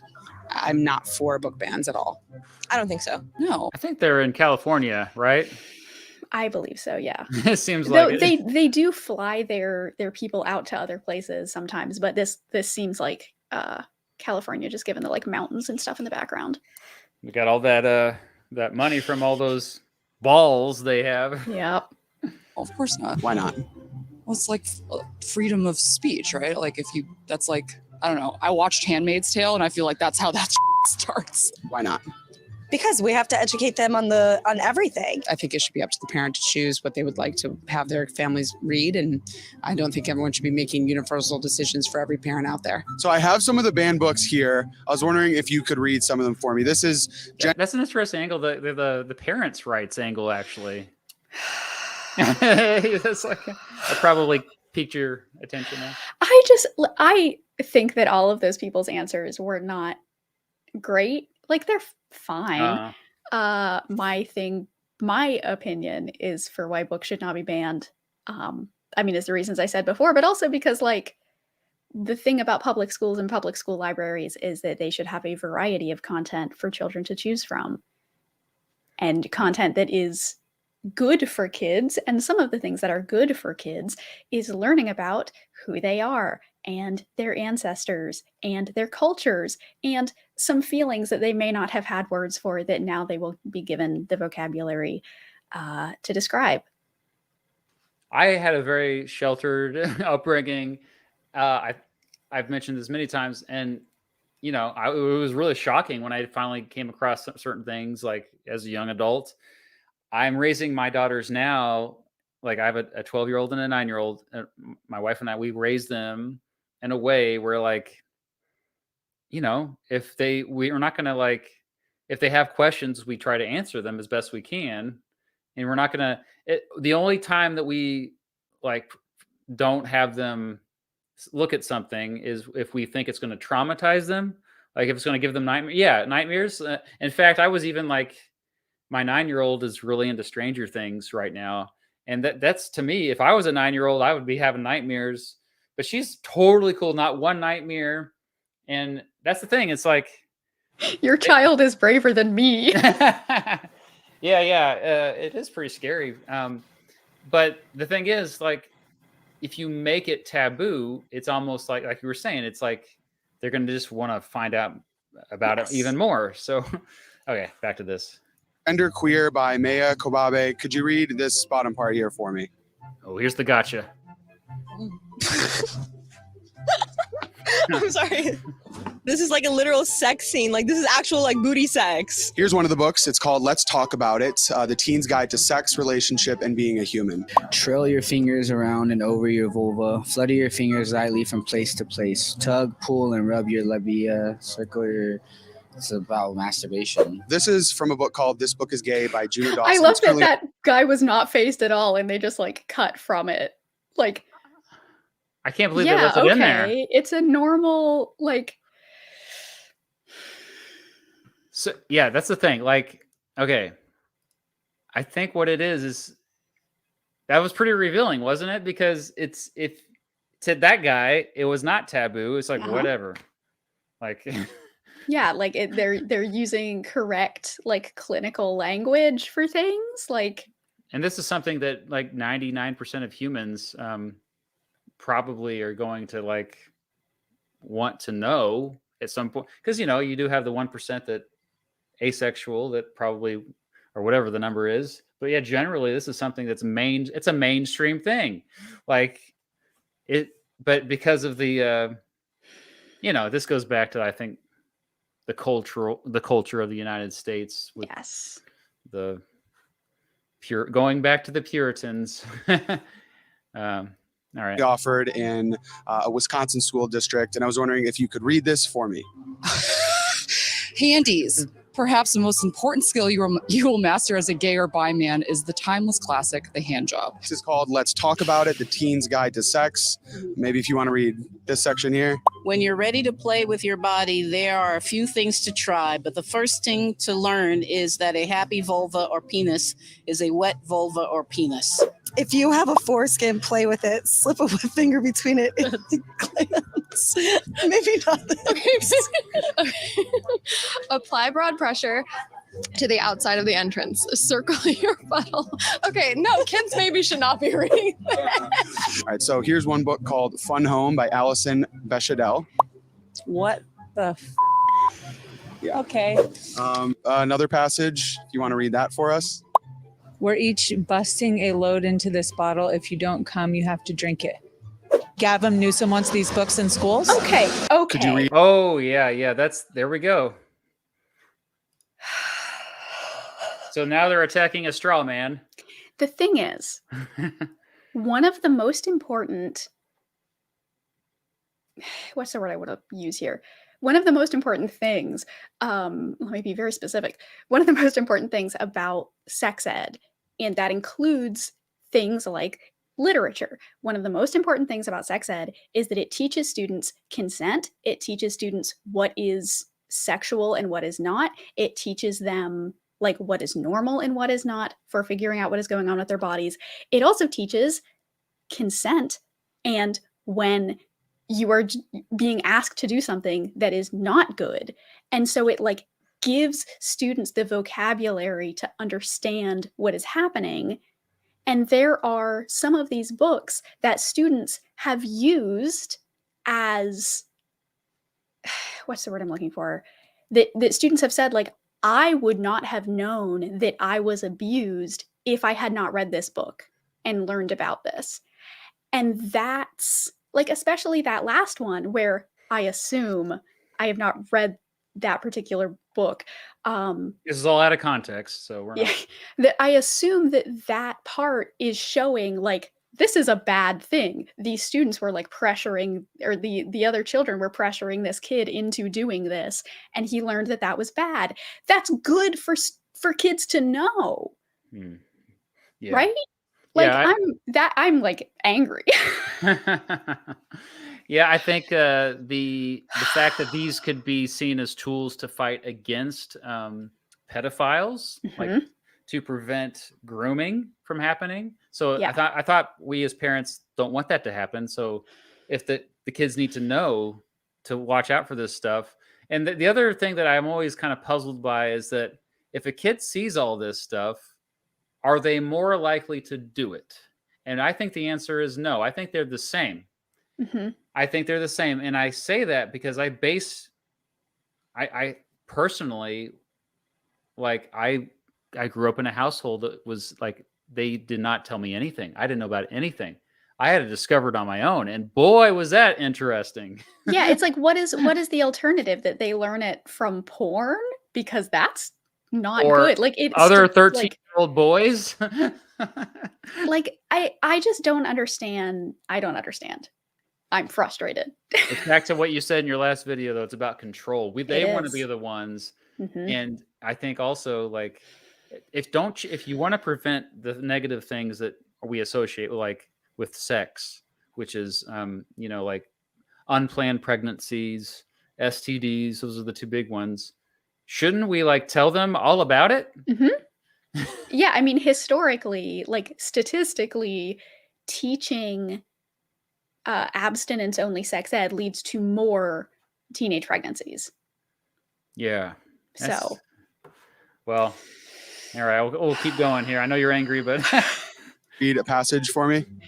I'm not going to read this, but like again, I'm not going to prohibit someone from choosing if this is something that they would want their child to be exposed to. If an adult feels uncomfortable reading this out loud, why do they think it's appropriate to show to kids in elementary and middle schools? well, because they would be uncomfortable because they're on camera out in public saying this stuff. This is a private thing usually, right? also, I'm so angry. The thing about literature is like sometimes it's good to be made uncomfortable.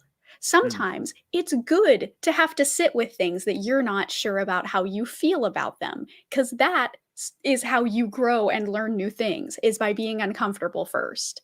Is like, I wonder why it is uncomfortable for me to see these like drawings of like female genitalia. Like, I wonder why.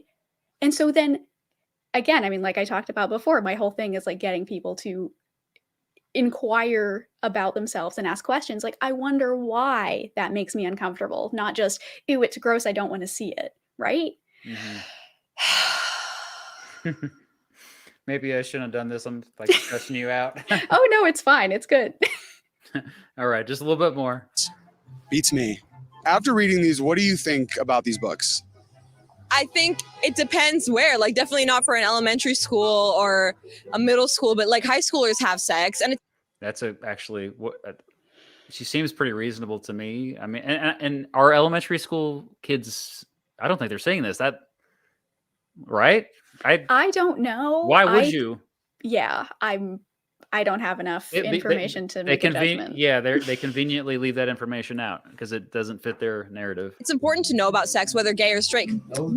These books. Kids should be reading those books. That's something the parents need to like kind of talk to them. You know, I mean, I don't got no kids. They can't just be a stranger teaching your kid what to do and what not to do. You know, those are sacred parts of your body. It is 100% not appropriate for elementary school, but it is 1,000% appropriate for high school. No. What did you say? No. They should ban these, you're saying? No, I don't think we should ban books on sex education I or. don't think they need to have these in like an elementary school. Exactly. I don't want my kids seeing that. Do you have any kids? I do, I have two. Well, how would you feel if you knew that your kid's library had these books available? I don't think I'd be happy about it because I would rather speak to my children about them. You know what my kids would do if they came across these books? They would be grossed out because, I mean, especially my 9-year-old. Like, if it's before puberty, they don't even. This stuff is gross to them. So they don't even they can't even wrap their head around it. So I don't know. It's interesting to me the parts that they choose to leave in, like that they left. I guess it's their way of, making it seem more moderate than it is like, oh, what we're showing the other side. We're showing the woman who says that it's fine to have those books. Yeah, they're trying to simplify it and obviously attack a straw man, cherry pick the most extreme examples they can find.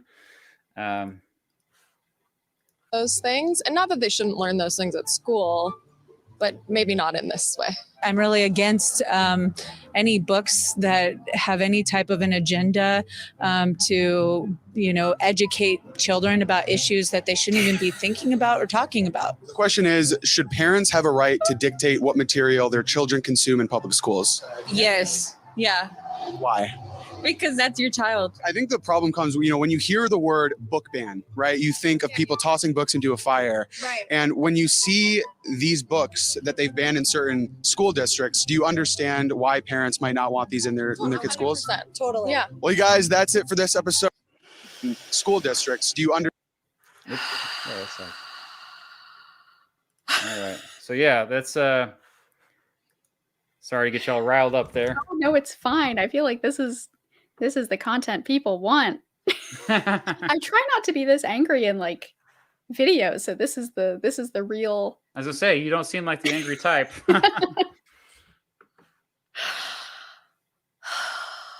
What a wild ride. Yeah, I just I guess they're trying to this is something that they're trying to make a big issue, and they to make something a big issue, you got to somehow get people outraged, and you got to find an extreme. Often, you got to find an extreme example. Yes. So let's find the most extreme books we can, and stream. Like, I think the law actually they're referring to was not even. It was pretty vague. It wasn't like saying specific books you can never ban these specific books. Yeah. Well, so I have a question that can sort of somewhat segue into this. Okay, good. So I know that you said that you left teaching a couple years ago, but during these times that we are in, what is some advice that you have for people? Like, what can people do to better support public educators during this time when people like PragerU are saying, do not trust teachers, do not trust public schools? What can people better do for public educators? Hasley here actually had a related question, so this might, I'll pull perfect. that up. Great minds. Yeah, great minds think alike.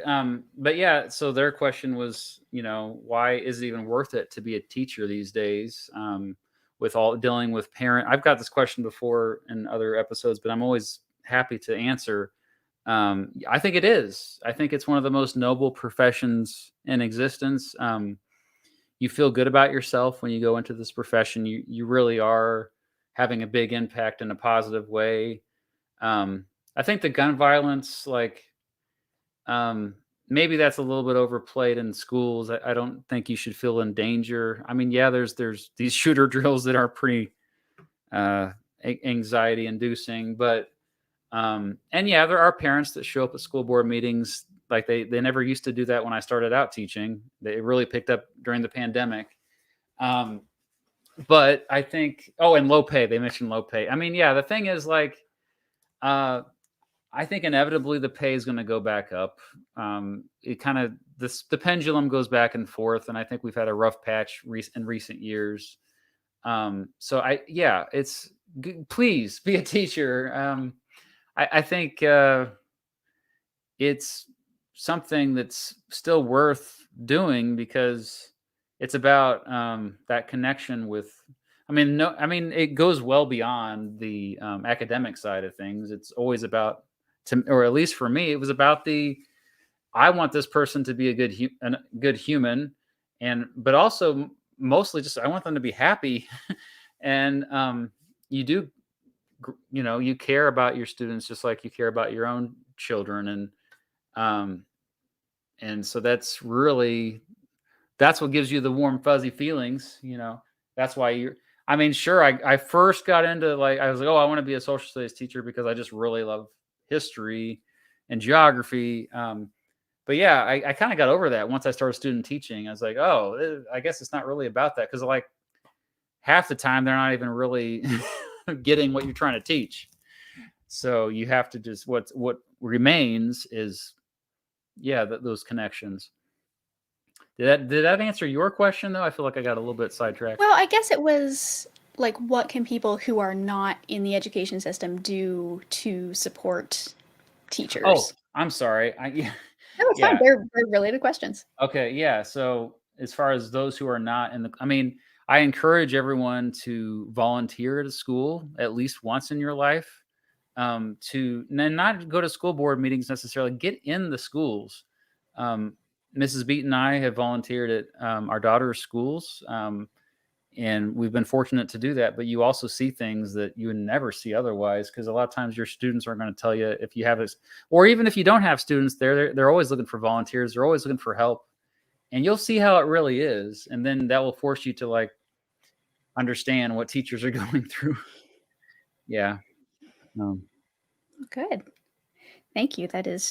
I sometimes forget, because I wasn't in the public school system outside of student teaching, because all of the official teaching I did was at the college level. But I sometimes forget that there are you can do volunteer things, and the public can actually get involved in school stuff. I sometimes forget that that's even a thing.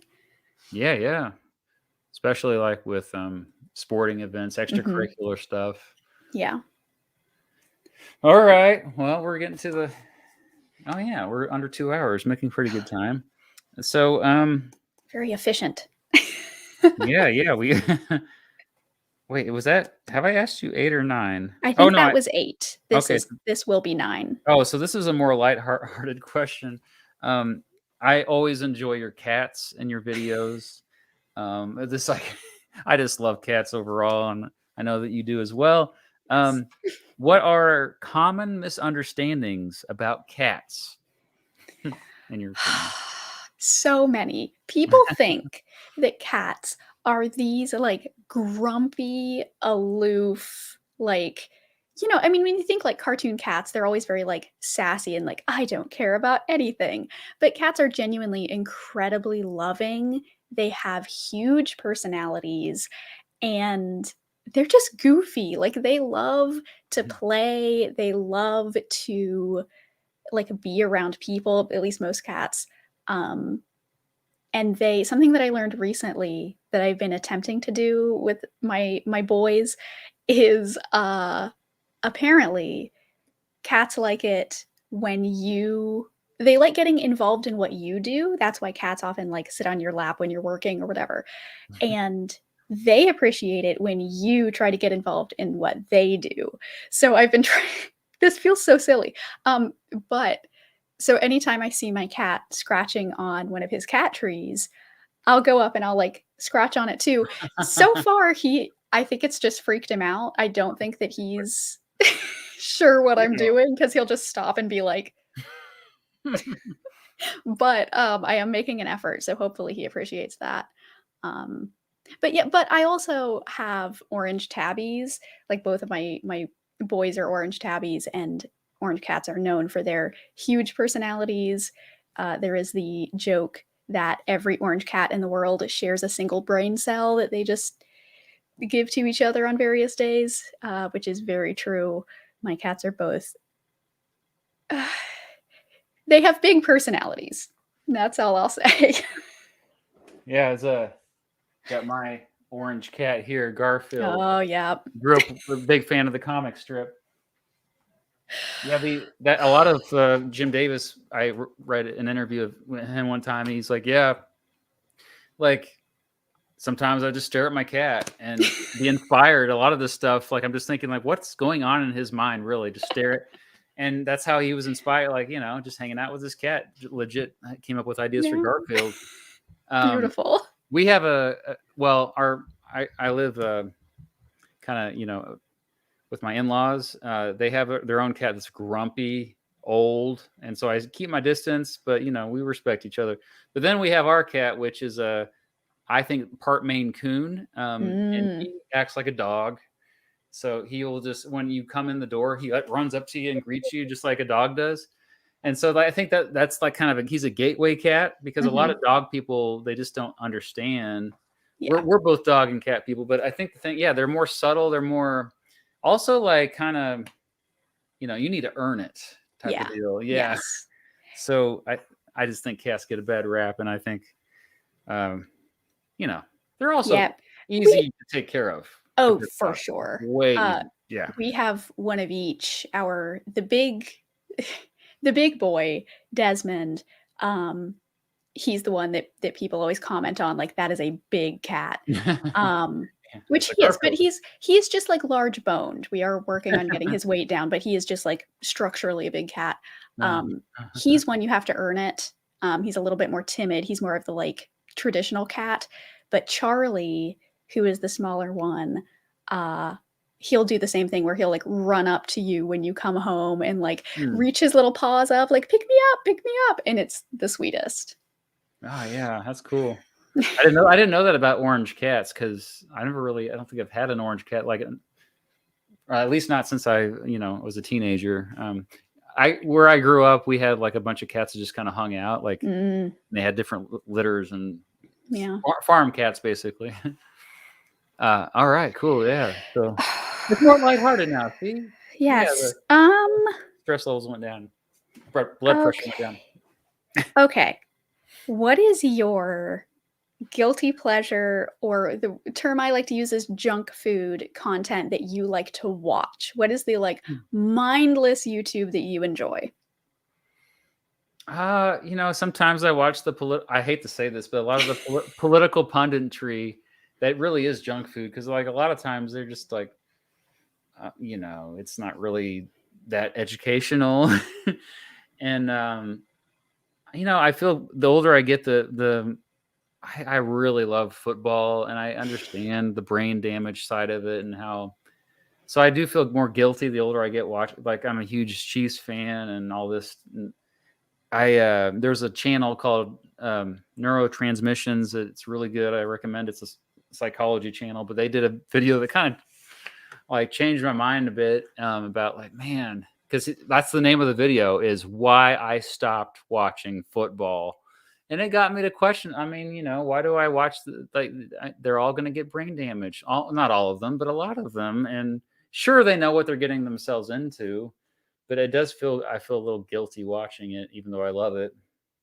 What about you? What's your? I really like watching. I have two that I watch. There's a person who plays Mario games, specifically the Mario Maker games, and he's very good. And I really like his stuff. His name is Ryukar. But my like personal, like that's something that my husband will do. My husband and I sometimes will watch that when we just want to like chill. But my favorite is a YouTuber who builds in The Sims 4. Her name is Lil Simsy, and she's like incredibly sweet, incredibly wholesome, just a ray of sunshine. And I'm not just saying that because she's famously from Florida, but she's very cool, really like her. And she's very talented at building fake houses. All right. Well, I'm gonna pull it up so people can see. Yeah, cool. I found it. Subscribe, everyone. You really dig it. Yeah, she's the sweetest, just really awesome, very wholesome. But it doesn't seem like you should be guilty of watching that stuff. Yeah, that's why I like to call it junk food, because it's like, it doesn't really do any like mental stimulation. Like it doesn't have any vitamins in it, but it's a good sometimes, like it's a nice, when I'm stressed out, I put on a little Simsy video, watch her build beautiful things and talk in her nice voice. And it's chill. It's good. Okay. Well, in that case, then I got to give another, I've given a shout out to him before, but New England Wildlife and More. Have you heard of him? I have not, but I'm always into wildlife. Well, most of it's not wildlife anymore. He mainly just opens up old food and eats it sometimes. Oh. He's also has another channel called Post 10 where he's the guy who just unplugged drains, and a lot of his videos end up on TikTok. But he very nice. Hey everyone. He's amazing. In today's video, my wife and I, this is what we watch on Saturday night. He releases on Saturdays. And yeah, sometimes it literally is junk food. We also, one of the other like relaxing things is, what is it called? Hand Tool Rescue, I think, who does like restorations of old tools and will like remake some old like patents that he finds. Also just like a very pleasing voice. He has like really nice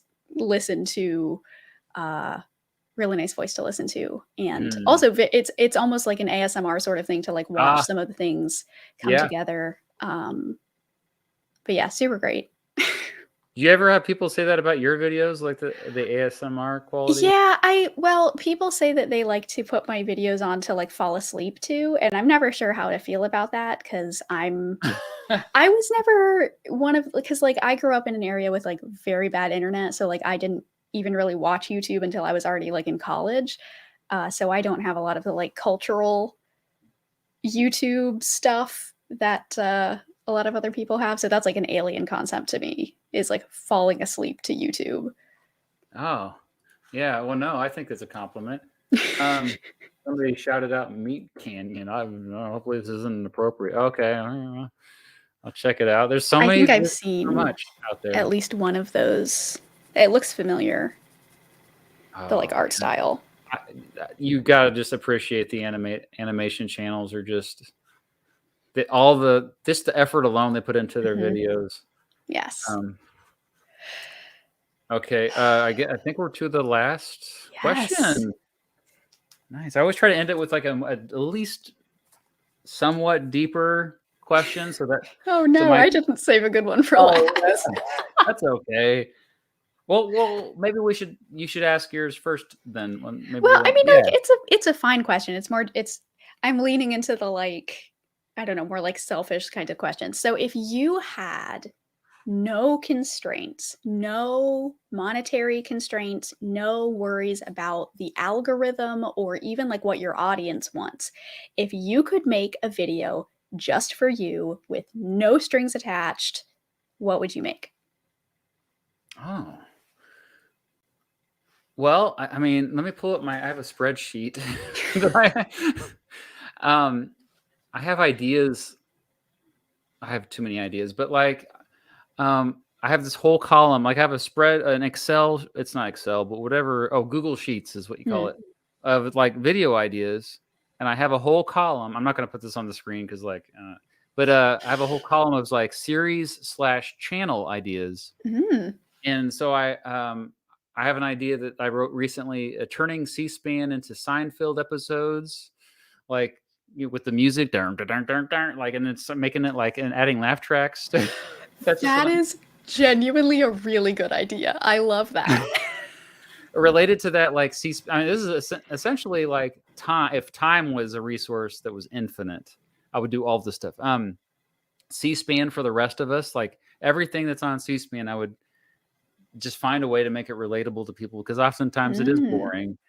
I always wanted to do a show. Like if I ever got like if Netflix approached me, I like what series do you want to do? I like okay, it's called What's in a Name, and I just go around standing by street signs or go to weirdly named places, and then I explain the history of why that place is named what it is. Like because I'm always fascinated, like when there's certain street names, you're like, why is this street named that? Like, who is this person? Who is Bob Billings? I drive on the street every day and I don't know who Bob Billings is. These are $1 million ideas. These are genuinely really good ideas, all of them. Oh, thank you. Yeah, no. I have other ideas. I mean, some of these I'm actually going to do, so I probably won't bring them up. But Native American tribes. I would just like to do a history and like a feature of every single Native American tribe out there. Look at all the nations and like go visit the territories and reservations and interview people and just bring their story to life because I feel like a lot of these places are forgotten. These people are not given proper attention. Yeah. So those are a few. What about you? Oh gosh. I don't know. I actually haven't thought about that before. What would I do if I didn't have anything to worry about? Um, Well, think about what you're, most passionate about. yeah, I think that I would if money were not an option, I think that I would not do YouTube and I would write full time. I Oh, think yeah. that's the like boring answer. Is like that's the ideal is to like be a novelist in some like cabin somewhere is the ultimate goal. So you would write novels. So, Yes. because you mainly just write poetry now. Is that?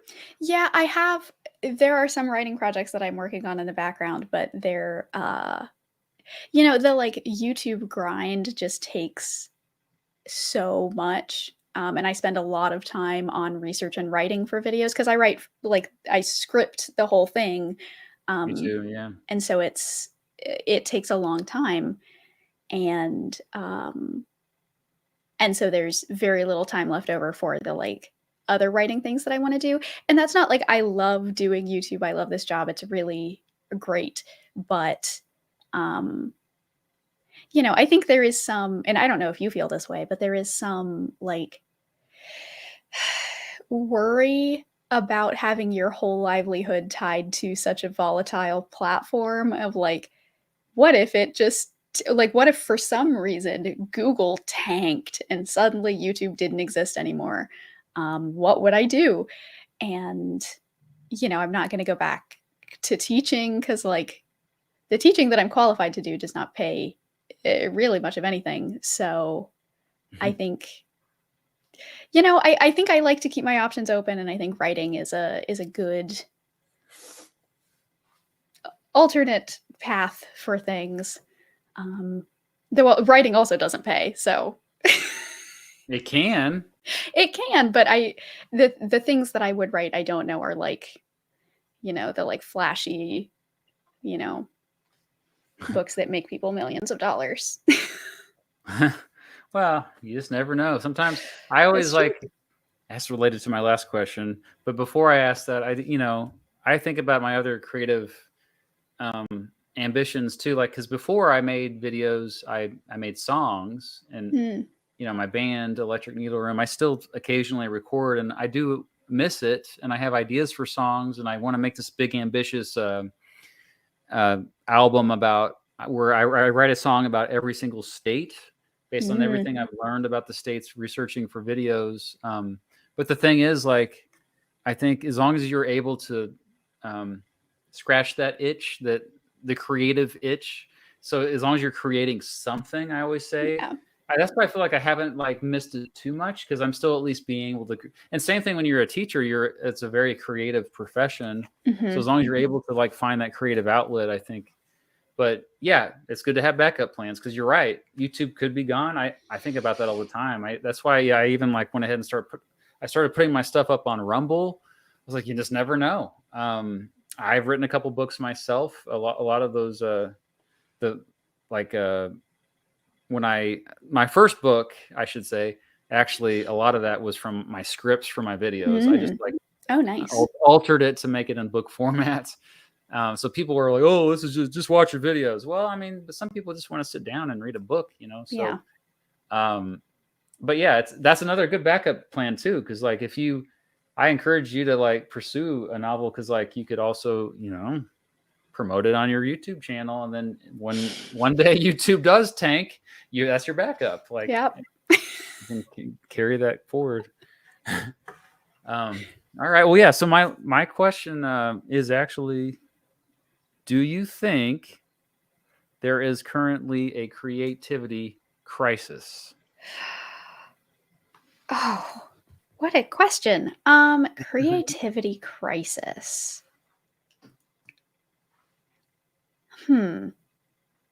Well, what does that mean? Do I have to define that myself? Because I will if I have to. I kind of rather you define it yourself. Okay. I can tell you my perspective after. That's a very, very teacher move from you there. I understand it's also a somewhat loaded question, because for sure. But do you think there's a creativity crisis right now? I think so. I think that human beings are naturally creative and will always continue to make wild stuff. Like there was I'm not on TikTok, but I read a couple of articles because I'm old now. So I read a couple of articles about this TikTok trend that was happening, I think maybe like last year, where it was this like doubloons thing. I don't know if that means anything to you. So people would it's this like fictional currency that is like, it's like sort of like a long form role playing game across like all of TikTok. And so you have like these doubloons, and some people's videos can like give you doubloons, and other people's videos can be like, I'll trade you 10 doubloons for this thing. And of course it's all fake, like it's all made up and just in people's heads. But it's like, that's a really interesting way to use the platform to like play pretend, essentially. And it's just really, I don't remember. Is that how I don't know if that's how it's spelled, but I don't remember the like exact any details about it, because it was like a year or so ago. But Is it doubloons with a U? No, maybe not. I don't know. I don't know anything about this other than it was interesting. So, that being said, I do think that TikTok is very bad for, and most social media, I will say, is very bad for most other forms of creativity. Like, it does allow for new outlets for creativity, like video essays and short films and things that are on YouTube that were not really possible in the same way beforehand. But I think that the attention economy has been really detrimental. I think there's a lot of like cultural like shifts that have been made that are detrimental to media. Like, for instance, I don't know if you're into like superheroes, but name me an Avengers movie that has any amount of like sexual tension in it. I'm not really into superhero movies. The answer is there's none. Oh, okay. Movies are things are a lot more like sanitized now, and I think part of that is because Oh. of the like globalization of media, where like they want every single person, like they want to make things as widely appealing as possible. Lowest common denominator stuff. Yes. Yeah. And so that's I think that we're seeing that with all sorts of media. Yes. Like one of the things that I used to want to make a video about, but now I think it's too outdated to be worth talking about, but the Instagram poetry stuff, where like poetry on Instagram is really garbage. That's my so is Grammarly, by the way. Oh, sorry. Oh yeah. Reference to your video, yeah. So, like, a lot of poetry being released now is, at least that's like popular on social media, just sucks. There's no like meat to it. Like it's all very like, I was sad because you left and then you came back and I'm happy. Like literally that level of poetry, and like it says nothing. It's bad. I don't like it. So all of that, I guess, is a long-winded way to say, yes, I think there is a creativity crisis. I think there are some gains that we're making in creativity with the new outlets that we have, but I think net, it's a negative. I think stuff is bad. Yeah, I agree that we're in a creativity crisis, and how I would define it is I feel it's harder for people to be creative these days, and due to a number of reasons, some which you mentioned.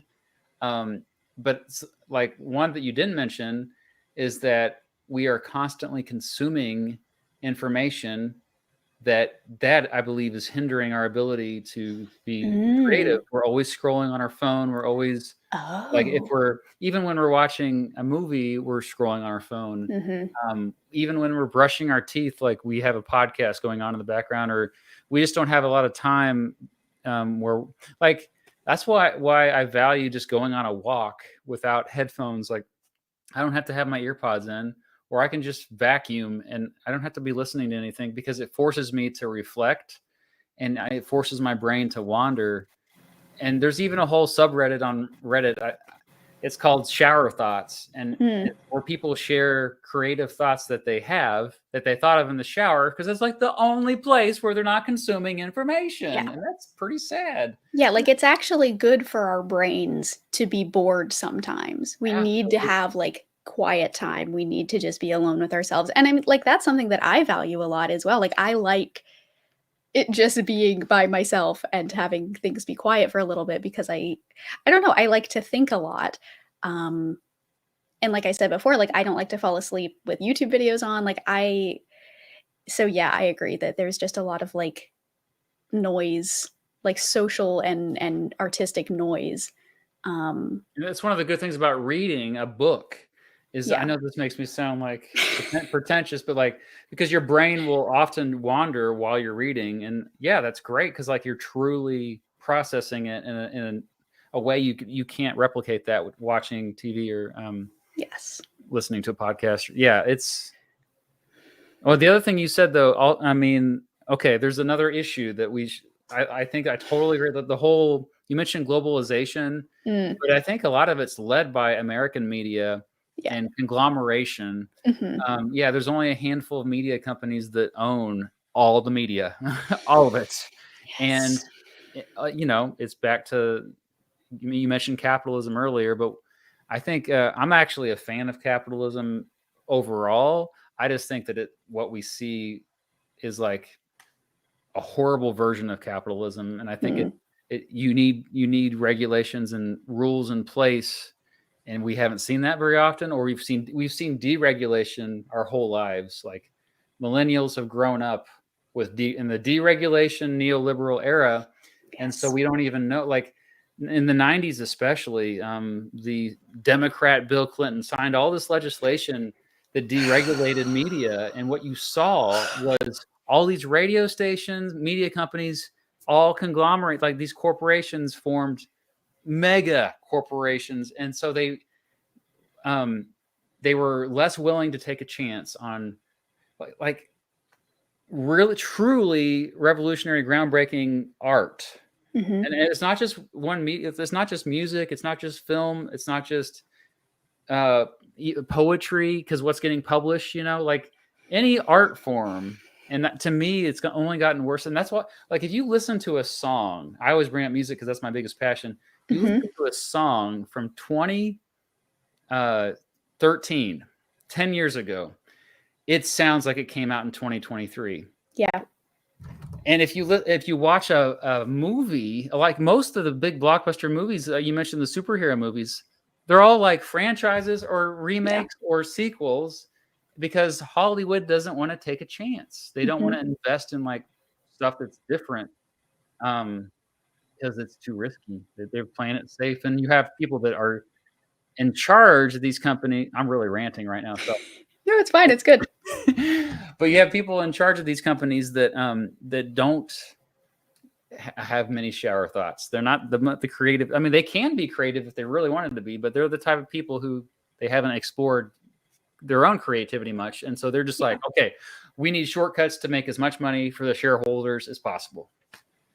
Yeah, and it like is a compounding issue, because not only are the movies not very good in many cases, but like the people who are working on them are also treated like garbage. I mean, there was the whole thing with like the animators on like Disney and Marvel, but I guess Marvel is Disney, so it's all the same. But the animators for a lot of those superhero movies were like, yeah, of course the graphics suck because we were paid like garbage and crunched to hell. Like and so it's bad for everybody except the people who are making all of the money at the end of the day. And that's, you know, it is what it is. There are exceptions. Wes Anderson, shout out to Wes Anderson films. Yeah. Yeah. No, and it is subjective. Art is subjective. I get it. But like, I think we can measure this because we can compare it to other eras. Like, I always compare it to my childhood, like growing up in the 90s. And there were some weird bands that used to be played in mainstream radio that never would have been considered. And there's lots of creativity still out there. The problem is it's hard to find. And it's, you know, like there's great local bands I know about that, wow, you'd be, I mean, but they're just, they're not lowest common denominator stuff. Yeah. Yeah, so we made it. I do have some more super chats here, but how long has it been? Oh, we're not to 3 hours. Okay, good. Can you stick around for a little bit longer? Oh yeah, I'm good. Okay. Yeah. Oh, well, thank you for the kind words, Indu. Good to see you. Thanks for getting both my books. And that means a lot. Sorry, I just now saw your message. Thanks for your membership as well. If either of you were appointed as Secretary of Education, what major or minor things would you implement or change, and why? Also, what countries do you think we could borrow education ideas from? I think that this is, I think, probably one of the ways that you and I differ is a lot of my issues with education are very like system based, and that I think a lot of things should be very different from the ground up. Um, so I'll leave that open ended because I don't know what the solution is. I think it's overhauling a lot of stuff. But as far as countries that we should learn from, Poland has a lot of great education theorists. They're doing a lot of really cool stuff in schools in Poland. That is where you should look. One of my favorite theorists right now is Gert Bista, who is from Poland. Super awesome. Love his stuff. It is really influential. I mentioned him, I think, in my efficiency video. I don't remember which video it was. Okay. Yeah. But yeah, he's super cool. Is it that dude? Yes. Person? Okay. Yeah, it looks like it should be pronounced Biesta, but it is Bista. Oh, is he at Edinburgh? University? I think now he is, yes. Oh, I didn't expect you to say Poland. That was I thought usually the go-to is Finland. Yeah, that's I'm a hipster. That's Finland is very old news. Yeah. Poland is the new cool thing. Poland is the new Finland. Yes. Yeah. It's weird that because I think the main thing that's brought up about Finland, two things is that they pay their teachers really well. And they give the students a lot of freedom in terms of what to explore. Like it's very discovery based. And I do find that appealing. I'm a big project based person. Like that's how I did design my classroom is like, I tried to have them work on projects where they can focus more on stuff they're more passionate about, but it was more skills based as they did that, trying to teach them to research as if they're historians. And then you would appreciate that a lot of that meant that they had to, that overlapped with good writing as well, with when they had good research skills. Also, I'm sorry, Gert Bista is not Polish, he's Dutch. That's my mistake. Oh. Poland does have good schools, though. I'm just conflating two things in my brain. Okay, yeah. It's all good. Making corrections to my mistakes. That's a good question. I think France also, I remember watching a Michael Moore documentary, and the thing that stood out to me in that documentary, I don't remember which one it was. I know he's a controversial figure, but he just spent some time in France looking at the school system, and they divide up their money more equally. Like in the United States, how there's really wealthy suburban schools and then really poor inner city schools, despite all the federal assistance they don't have that problem in France, apparently. Just bringing in cahoots. Thank you. Just bringing attention to Albert Einstein's paper titled "Why Socialism." Everyone should read it. Okay. Albert Einstein. I've heard of him. All right. Thank you, Pluto, aka Jesse, apparently. Oh, add Project Farm to your subs too. Okay. Have you heard of Project Farm? I have not. Okay. Well, thank you for that. Oh, I think he's talking about that show idea I had. Is that what he's? Oh, nice. Yes, I'm telling you, it's a genius idea. Well, yeah. Okay. Hey, Netflix. And speaking of Netflix, that's been one of the bright spots, in my opinion, with media. I think a big reason why Netflix has succeeded is because they took a chance on a few. Television has remained great. That's been a bright spot, in my opinion. You can disagree with me if you want. I don't know. Oh no, I'm trying to remember what is even. So I guess they did Stranger Things. They did Queen's Gambit, I believe was an original. Yeah. I don't watch a lot of. The past couple years I've been doing more and more YouTube rather than TV or movies, so maybe that's a that's a me issue. Us actually too. It is surprising that when you sit down the TV more and more, it's just let's go to YouTube first. It's weird. Thank you. Not trying equals success for your generosity. Is there any period in history you think is not taught properly in schools, either given not enough attention or based on flawed scholarship? I don't know if you have an opinion on this, but I would say economic history is not taught enough. I think we don't look, especially at the causes of economic, like recessions, enough. And honestly, a lot of historians don't understand economics that well, and they just think everything is political when they study history, and it's not. I think economics is I tweeted this once, and it was so controversial. So many history tubers got mad at me, and I'll say it again because I stand by it, is that the quickest way to learn anything is history, but the quickest way to learn history is economics. Because it's always about scarcity at the heart of a lot of times when you look at any significant event, at the heart of it is scarcity. Anyway, what do you think? It's a big question. About this question, I don't know. I'm trying to think back because I'm not trained in history, so I'm going back to my A-push days. I don't know. But you took A-push. I did. I did take I A-push. didn't even have it at my school, so that's Mm. cool that you had that opportunity. And I don't know if this is normally how it's done, but our school, my high school, it was split up because there's so much. American history is huge, Yeah. for being such a young country, relatively. And so it was like you did half of it your sophomore year and half of it your junior year, which was a great way to do it because it meant that we got to like actually hit a lot of the big things. Yeah. I feel like I'm trying to remember. I know there's stuff that people are like, we never learned about this in history class. And I had a pretty good history teacher. She was phenomenal. And so there are some things where I'm like, no, I did learn about those things that I guess are not very common but I am blanking on any of those things. But yeah, no, I guess shout out to Susan Jones. She's the best. Okay, there you go. Yeah, I love shout outs like that. All right. Well, I'm caught up on the super chats. If you have any other questions for Zoe, before we wrap things up here, somebody says I'm a Georgist. Well, that's probably more accurate, actually. Are you familiar with Henry George?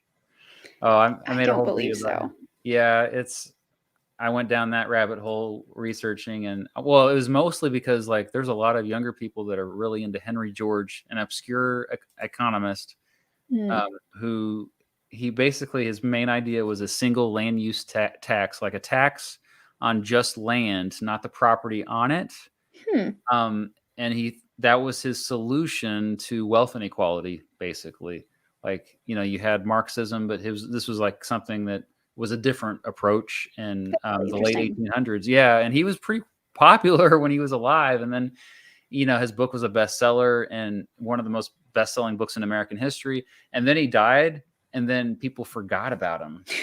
And then just randomly in like the year 2015, a bunch of like hip teenage boys decided that Henry George was cool again. And then so I finally like, okay, fine, I'll check this out. See the book back. I got the book. Where's his book at? Oh. Anyway, I have his book that I just sat down and read, and it holds up pretty well. Nice. I'll have to give it a read. I just real quick, I know that you're a big James K. Polk fan. Well, I wouldn't say that. That he is underrated and often forgotten and not given his due. True. Respect. Yeah, I'm perhaps being hyperbolic, but are you familiar with the "They Might Be Giants" song about James K. Polk? Yes, absolutely. That song was very important to me when I was in A-push, and I introduced my my teacher, almost called her a professor, my teacher to it, and that was like the highlight of my sophomore year of high school. Oh, that's amazing. Yeah. I don't know if you're aware of this, but I have my own James Polk song that I made. And I've written songs about all the presidents. That was the thing that I first did for my channel mostly was make music videos for all my president songs that I recorded. See, I'm too new of a viewer. I don't have this like the deep Mr. Beat lore. Well, and you know what band that often I get compared to is They Might Be Giants. Nice. So you might actually That's like a pretty the good music. band to be compared to. Oh, good. What's weird is I never listened to them growing up. Mm. I only later in life was like, oh yeah, they're good. It's weird that. Indu, thoughts on RFK Jr. You know, I don't like his opinions on vaccines, and there's a couple of other things that are like out there. But generally, like I like his stances on corporate welfare, ending that. He tweeted actually my corporate welfare video, and you know. He generally seems to be somebody that I think cares about people. And are you aware of RFK Jr., Robert Kennedy Jr.? I am aware that he exists and is around. I have no thoughts on him. I choose not to think about him. There you go. Okay, Leviticus Prime, good to see you. I heard that New York is thinking about tearing down George Washington statues. I'm not sure if this is because of weakness about him being a slave owner, or if they're embracing loyalist legacy. Oh, so this isn't a question. This is just a statement. Okay. Thanks for sharing that. Yeah. Faye, thank you. Do you think memes and online culture in general have helped or harmed people's abilities to be informed about academic topics? Oh, that's a good, yeah. I think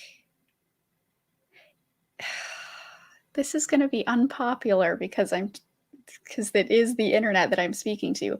I honestly think that they have harmed people's abilities to be well informed on various topics because like I think that distilling things down into bite-sized, easily accessible chunks of information is not always good because you lose a lot of nuance, you lose a lot of depth.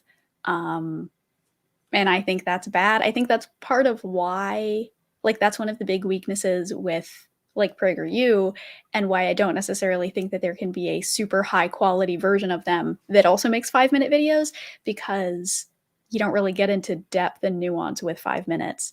And you get even less when it's just an image with some text on it. So they're fun, they're cute. I like memes. I don't think that they're good for like serious curiosity or inquiry. Fair enough. I would say might be related to when you asked me earlier about like historical movies and musicals. Like I think memes can be a great gateway to learning more about a topic and making stuff relevant. I do incorporate memes into my videos sometimes just to keep their attention. I'm doing whatever I can to keep their attention every few 30 seconds. Like, oh, don't click away. Here's a meme. Including just randomly start singing at points in the video. Like it's weird. These weird little tricks you kind of learn. Like even with your videos, I've noticed that the cats can sometimes be like, oh, when you're starting to drift, like, oh yeah, it's like a weird subtle thing. Like, okay, focus, Yeah. Because you look at the cat and like, oh, what are we learning again? Yeah. All right. Yeah. There's in the chat, there's like people talking about the Replacements, and I can't get over it. I love the Replacements. Shout out to the band. You listen to the Replacements at all? They're an older band. I thought you were talking about the TV show on Cartoon Network. Oh. I never seen it. Yeah, there's also a movie. So, okay, Replacements, like the Cartoon Network, is it? I think it was Cartoon Network. It could have been Nick, but I think it was Cartoon Network. I know. I also didn't watch Disney. cartoons a lot. Oh, it was Disney. Okay. Wow, I didn't know. I had never seen that before. It's so weird. Yeah. There's just too much. Too much. Yes. All right. Well, I think we'll wrap things up. It's been 2.5 hours. Yeah, it's pretty good. It's been great to meet you, and this has been a great conversation. Yeah, thank you again for inviting me on. This was fun. Absolutely. And so before you go, if there's anything you want to plug, like maybe that latest video you're working on and when it comes out, so go subscribe to Zoe B, everyone. Yes. I just have the YouTube channel. I have quit social media since X I died. noticed that. Yeah. Because it's I know social media I think is bad for human brains, so I'm just not on it. But you can find me on YouTube. And if you like my stuff enough to want to support me, I have a Patreon. Consider joining that if you would like to and are able. But yeah, I do have a big video about the sort of right wing war on public education. So if you are interested in this like education stuff, then subscribe. That should be out. I'm hoping, I still don't have the script done yet, but I'm hoping that it will be out in like 2.5 weeks, 2.5 to 3 weeks. So keep your eyes out for that. But yeah, otherwise, thank you again for bringing me on. This was so much fun. Yes, it was. All right. Yeah. And again, finally, subscribe to Zoe B. Especially, I would say for my viewers, you're probably going to be most interested at first. Her PragerU videos. Yes. And then from there, you'll find like just a treasure trove of really informative, engaging stuff that you go deeper than I do. So that's It's the video essayist trap of having to make hour-long videos. But you started out that way. It's funny how most video essays they start, I'll just do a 10-minute video, and then like by a year later they're making 2-hour-long videos. Whoops. I promise all of you this. I will never make a video longer than an hour and a half. That is where I draw the line. That is too much. They should not be feature length. Not a bad rule. Not a bad rule. All right. Well, good night, everyone, and or good morning, good afternoon. Thanks for being here, and we'll see you next.